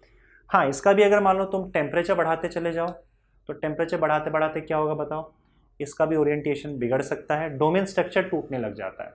समझे? और एक ऐसा टेम्परेचर आता है जहाँ पे इसका डोमेन स्ट्रक्चर पूरी तरह से ख़त्म हो जाता है, उसको हम लोग क्यूरी टेम्परेचर बोलते हैं। तो टेम्परेचर बढ़ाने से इसकी भी ससेप्टिबिलिटी कम होती है, याद रखना। अगर मैं इसकी बात करूँ तो टेम्परेचर बढ़ाओगे तो इसकी भी ससेप्टिबिलिटी, मैग्नेटिक ससेप्टिबिलिटी कम होते जाएगी, इसका डोमेन स्ट्रक्चर टूटने लग जाता है। एक ऐसा टेम्परेचर जिसको हम लोग क्यूरी टेम्परेचर बोलते हैं, अगर आपने उस टेम्परेचर को पार कर दिया तो इसका डोमेन स्ट्रक्चर पूरा टूट जाता है और ये फिर से आपका पैरामैग्नेटिज्म में कन्वर्ट हो जाता है। तो क्यूरी टेम्परेचर एक ऐसा टेम्परेचर है जिससे ज़्यादा टेम्परेचर करने पर यही फेरोमैग्नेटिक मटेरियल पैरामैग्नेटिक मटेरियल बन जाता है, डोमेन स्ट्रक्चर टूट जाता है। और अगर आप क्यूरी टेम्परेचर से कम टेम्परेचर रखते हो तब ये फेरोमैग्नेटिक मटेरियल होगा और फेरोमैग्नेटिज्म शो करेगा। आई होप ये चीज़ क्लियर है। अच्छा, इसमें एक और चीज़, टेम्परेचर की बात कर लेते हैं। देखो, अगर मान लो टेम्परेचर काफ़ी कम रखते हो, इसमें भी कैसा होता है ना कि टेम्परेचर बढ़ाओगे तो जो मैग्नेटिक ससेप्टिबिलिटी होती है इसकी वो कम होने लग जाती है। देख रहे हो ना, एक ऐसा टेम्परेचर आता है जिसको क्यूरी टेम्परेचर बोलते हैं हम लोग, दिस इज क्यूरी टेम्परेचर। अगर तुमने क्यूरी टेम्परेचर से ज़्यादा टेम्परेचर कर दिया तो फेरोमैग्नेटिज्म जो है वो कमज़ोर हो जाता है, उसका डोमेन स्ट्रक्चर टूट जाता है और फिर वो पैरामैग्नेटिज्म बन जाता है, मतलब पैरामैग्नेटिक मटेरियल बन जाता है।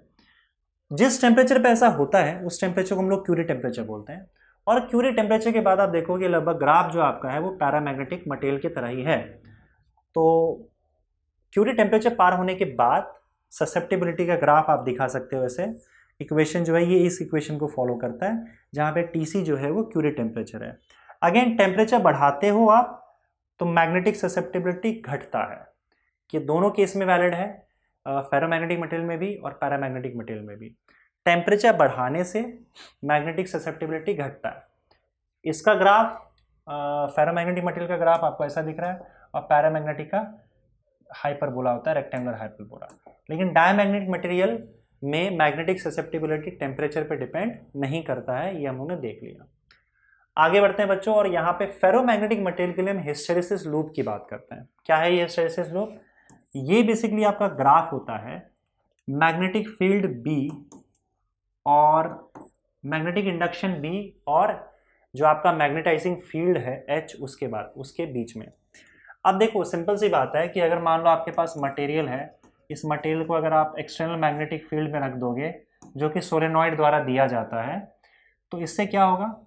H मतलब आपको पता है ना N इंटू आई है, N into current I. Current बढ़ाओगे तो H का वैल्यू बढ़ेगा, H का वैल्यू बढ़ेगा मतलब सोलेनॉइड का जो मैग्नेटिक फील्ड है, सोलेनॉइड का मैग्नेटिक फील्ड क्या है? B is equal to mu N into I था या म्यू इंटू H था, है ना। तो अगर आप करंट बढ़ाओगे मतलब H बढ़ रहा है, अगर आपने H बढ़ा दिया मतलब बाहर का मैग्नेटिक फील्ड सोलेनॉइड का बढ़ाए जा रहे हो। अब सोलेनॉइड का मैग्नेटिक फील्ड बढ़ाओगे तो इसके अंदर जो मैग्नेटिक फील्ड आ रहा है मटेरियल के अंदर, total magnetic field B, total magnetic field, वो भी बढ़ने लग जाएगा। तो आपका जो ग्राफ है वो देखो कुछ इस तरीके से जाएगा, H बढ़ाओ B बढ़ने लग जाएगा, इस तरीके से, ऐसे ऐसे ऐसे ऐसे। लेकिन एक लिमिट होगा जिसको सैचुरेशन पॉइंट बोलते हैं। अगर सैचुरेशन पॉइंट पे पहुंच गया तो उसके बाद आप कितना भी H बढ़ा दोगे, बाहर का H मैग्नेटाइजिंग फील्ड, आपका मैग्नेटिक फील्ड इसके अंदर का नहीं बढ़ेगा मटेरियल का। तो सैचुरेशन पॉइंट पे अगर एक बार पहुंच गए तो ये सैचुरेशन पॉइंट आ गया आपका। अब उसके बाद अगर H कम करने लग जाओगे तो आपका मैग्नेटिक फील्ड भी कम होगा, लेकिन ये सेम पाथ फॉलो नहीं करता है बल्कि यहाँ पे आ जाता है ऐसे, ठीक है। अब ये पॉइंट क्या है? इसको हम लोग बोलते हैं रिटेंटिविटी।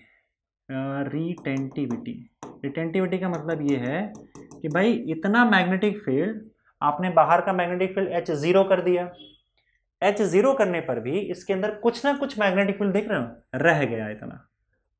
तो जितना मैग्नेटिक फील्ड रह जाता है उसको रिटेंटिविटी बोलता है। अब इसको खत्म करने के लिए आप क्या करते हो? करंट उल्टा कर देते हो। करंट उल्टा कर दिया तो उसके बाद क्या होगा? अब ये मैग्नेटिक फील्ड जो बचा हुआ है वो भी कम होने लग जाएगा और एक ऐसा वैल्यू आएगा उल्टे डायरेक्शन में मैग्नेटिक फील्ड का। ये उल्टे डायरेक्शन का मैग्नेटिक फील्ड H है, माइनस H। इस फील्ड पर इतना अगर आपने उल्टे डायरेक्शन में मैग्नेटिक फील्ड लगाया तो इसकी बची हुई मैग्नेटिक फील्ड खत्म। इसे बोला जाता है कोअर्सिविटी। देखो रिटेंटिविटी ज़्यादा होगा तो कोअर्सिविटी भी ज़्यादा होगा। अगर ज़्यादा मैग्नेटिक फील्ड बच जा रहा है बाहर का मैग्नेटिक फील्ड हटाने के बाद भी, तो उससे ज़्यादा मैग्नेटिक फील्ड लगेगा ख़त्म करने के लिए भी। अब उल्टे डायरेक्शन में ही अगर आप मैग्नेटिक फील्ड बढ़ाने लग गए तो ये फिर ग्राफ नीचे जाने लगेगा कुछ इस तरीके से। ये ग्राफ नीचे जाने लगेगा जैसे ऊपर गया था, इस तरीके से, ठीक है। और यहाँ पे भी एक सैचुरेशन पॉइंट आएगा और फिर यहाँ पे आपको क्या मिल जाएगा? रिटेंटिविटी, फिर मिलेगा कोअर्सिविटी और फिर आगे बढ़ाओगे तो ये ग्राफ यहाँ आ जाएगा और इस तरह से रिपीट होता जाएगा, समझे। तो ये होता है आपका ग्राफ फेरोमैग्नेटिक मटेरियल के लिए। मतलब फेरोमैग्नेटिक मटेरियल की खासियत ये है कि अगर आप बाहर का मैग्नेटिक फील्ड, अगर मान लो उसको मैग्नेटिक फील्ड से आप हटा भी दो तो भी उसके अंदर कुछ ना कुछ मैग्नेटिक फील्ड रह जाता है, मतलब वो अपने आप में परमानेंट मैग्नेट बन जाता है। और इसीलिए परमानेंट मैग्नेट बनाने के लिए हम लोग फेरोमैग्नेटिक मटेरियल का यूज़ करते हैं। तो ये इससे हम बहुत सारी प्रॉपर्टीज़ देख लेते हैं। जैसे जो आपको लूप दिख रहा है इसको हिस्टेरेसिस लूप बोलते हैं। ये कैसा है, इसके बेसिस पे आपको मटेरियल कैसा ये पता चल जाता है, ठीक है। इसका जो लूप का एरिया है, लूप का एरिया जितना ज़्यादा होगा उतना ज़्यादा एनर्जी लॉस होता है। मतलब अगर मान लो लूप का एरिया कम है तो एनर्जी लॉस कम होगा, एरिया ज़्यादा है तो एनर्जी लॉस भी ज़्यादा होगा। लूप का एरिया एनर्जी लॉस रिप्रेजेंट करता है। आप देखो दो टाइप का मटेरियल होता है हिस्टैरिसीस लूप के बेसिस पे अगर हम देखें तो, एक होता है आपका soft magnetic material. Soft magnetic material में देखो क्या होता है, रिटेंटिविटी कम होगा, कोर्सिविटी बहुत कम होगा। लो रिटेंटिविटी एंड लो कोर्सिविटी, इसका मतलब इसको मैग्नेटिक फील्ड से बाहर निकालते ही इसका सारा मैग्नेटिज्म खत्म, और मैग्नेटिक फील्ड के अंदर डालते ही आप इसके अंदर मैग्नेटिज्म आ जाएगा। रिटेंटिविटी कोर्सिविटी ज़्यादा नहीं रहता है इसका। इसका परमिएबिलिटी आप देखोगे काफ़ी ज़्यादा होता है, 1000 पार होता है। पर इसको यूज़ कहाँ करते हैं, इसको हम लोग यूज़ करते हैं, इसमें एक सेकेंड गड़बड़ है, परमानेंट मैग्नेट में इसको यूज़ नहीं करेंगे। देखो अगर नहीं गड़बड़ है, इसकी रिटेंटिविटी लो है और हाई है, थोड़ा सा घपला लग रहा है मुझे यहाँ पे, एक सेकेंड है, थोड़ा सा गड़बड़ लिख दिया था बच्चों, अब सब सही कर दिया। आप देखो यहाँ पे, क्योंकि वो ग्राफ थोड़ा अलग था। यहाँ पे देखो पहले तो सॉफ्ट मैग्नेटिक मटेरियल। अब सॉफ्ट मैग्नेटिक मटेरियल में क्या होता है कि जैसे सॉफ्ट आयन करके आता है, सॉफ्ट आयन कहाँ यूज़ होता है, परमानेंट ये सॉरी हम लोग यहाँ पे इसका यूज़ करते हैं इलेक्ट्रोमैग्नेट्स बनाने के लिए, या फिर आप देखोगे तो मूविंग कॉइल गैल्वेनोमीटर में जिस पर कॉइल बांधते हैं ना, तो वो जो सिलेंडर होता है वो सॉफ्ट आयन का ही होता है। या ट्रांसफॉर्मर में यूज़ करते हैं, एज अ कोर यूज़ करते हैं, आप पढ़ेंगे हम लोग आगे ट्रांसफॉर्मर का। अब आप देखोगे इसका तो पहली चीज़ तो इसकी रिटेंटिविटी काफ़ी कम होती है। कम रिटेंटिविटी है मतलब कोर्सिविटी भी कम होगा। तो ये जैसे ही मैग्नेटिक फील्ड आप हटाओगे वैसे ही अपना मैग्नेटिज्म पूरा लूज कर देता है, और मैग्नेटिक फील्ड में आते ही इसके अंदर मैग्नेटिज्म आ जाता है। ये कहाँ पे यूज़ होता है, तो जैसे मैंने बताया इलेक्ट्रोमैग्नेट्स बनाने में यूज़ होता है। इलेक्ट्रोमैग्नेट्स कहाँ यूज़ होता है, इसका एक एग्जांपल है इलेक्ट्रिक बेल। इलेक्ट्रिक बेल में देखो क्या होता है कि हम एक इस तरह से इसका मटेरियल, कौन सा सॉफ्ट मैग्नेटिक मटेरियल, ऐसे बांध देते हैं किसी चीज़ पे, और उसके बाद उसमें करंट फ्लो करवा देते हैं। तो करंट फ्लो करवाओगे तो क्या अभी ऐसे मान लो ये मटेरियल है आपका सॉफ्ट मैग्नेटिक मटेरियल, उसके ऊपर हम लोग वायर बांध देंगे सोलेनॉइड की तरह, और उसमें करंट फ्लो करवा देंगे। तो सोलेनॉइड का जो मैग्नेटिक फील्ड होगा उसके अंदर ये सॉफ्ट मैग्नेटिक मटेरियल आ गया, और ये मैग्नेटाइज हो जाएगा, क्योंकि मैग्नेटिक फील्ड के अंदर है, मैग्नेटाइज हो जाएगा। तो जैसे ही मैग्नेटाइज हो जाता है तो ये अपने आप में मैग्नेट बन जाता है। सामने एक मैग्नेट लगा हुआ रहता है और वो पट से उससे जाके अट्रैक्ट हो जाता है। लेकिन उसके बाद हम चाहते हैं इलेक्ट्रिक बेल में कि ये वापस से छोड़ दे, फिर पकड़े, छोड़ दे, पकड़े, छोड़ दे, पकड़े, ऐसा, तब बार बार घंटी बजेगा ना। तो ये आप जाके अट्रैक्ट हो गया, नीचे लगा हुआ है स्प्रिंग। अब होता क्या है कि फट से करंट इसके अंदर सर्किट से क्लोज हो जाता है, बंद हो जाता है। करंट जैसे ही बंद हुआ तो सोलेनॉइड का मैग्नेटिक फील्ड भी बंद हो जाएगा। मैग्नेटिक फील्ड जैसे ही हटाया, इसकी रिटेंटिविटी और कोर्सिविटी इतनी कम होती है कि ये मैग्नेटिक फील्ड रिटेन नहीं कर पाता है। इसके पास जो मैग्नेटिक फील्ड था वो रहेगा ही नहीं। जैसे आपने बाहर का सोलेनॉइड वाला करंट हटाया, बाहर का मैग्नेटिक फील्ड हटाया, ये अब ये नॉर्मल मटेरियल बन गया। अब इसके पास मैग्नेटिज्म इसके अंदर का भी खत्म हो गया है। क्योंकि खत्म हो गया तो नॉर्मल मैग्नेट बन गया। अब ये अट्रैक्ट नहीं करेगा इसको, जो असली मैग्नेट है रखा हुआ है, और नीचे स्प्रिंग रहता है, स्प्रिंग उसको वापस धकेल देता है। अब इसके लिए ज़रूरी है कि इसके अंदर मैग्नेटिज्म रिटेन ना हो, नहीं तो होगा क्या, और ये वापस रिपीट होता है, वापस इसमें करंट फ्लो होगा, फिर ये इलेक्ट्रोमैग्नेट बन जाएगा, फिर अट्रैक्ट होगा। जैसे ही करंट बंद, बाहर का मैग्नेटिक फील्ड बंद, ये फिर से वापस आ जाएगा स्प्रिंग की वजह से। लेकिन अगर मान लो इसके अंदर मैग्नेटिज्म रह जाए, इसकी रिटेंटिविटी हाई हो, जैसे इस केस में है, काफ़ी अच्छी रिटेंटिविटी हो, तब आप करंट निकाल भी दोगे तो भी इसके अंदर मैग्नेटिज्म रह जाएगा, तो ये चिपका हुआ ही रहेगा।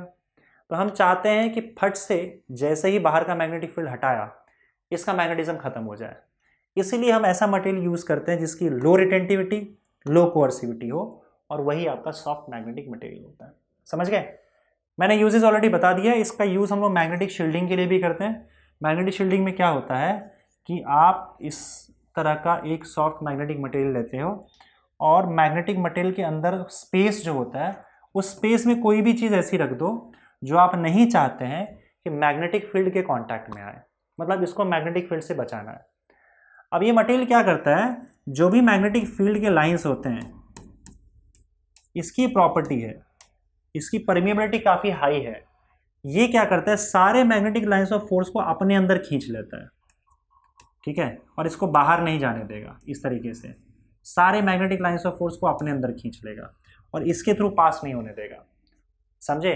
तो इसकी प्रॉपर्टी है सॉफ्ट मैग्नेटिक मटेरियल की कि सारे मैग्नेटिक फील्ड को अपनी ओर खींच लेता है और कॉन्सेंट्रेट कर लेता है और बाहर कहीं नहीं जाने देगा मैग्नेटिक फील्ड को। तो फिर इसके थ्रू मैग्नेटिक फील्ड पास नहीं होता है, इसलिए ये मैग्नेटिक फील्ड से सुरक्षित होता है।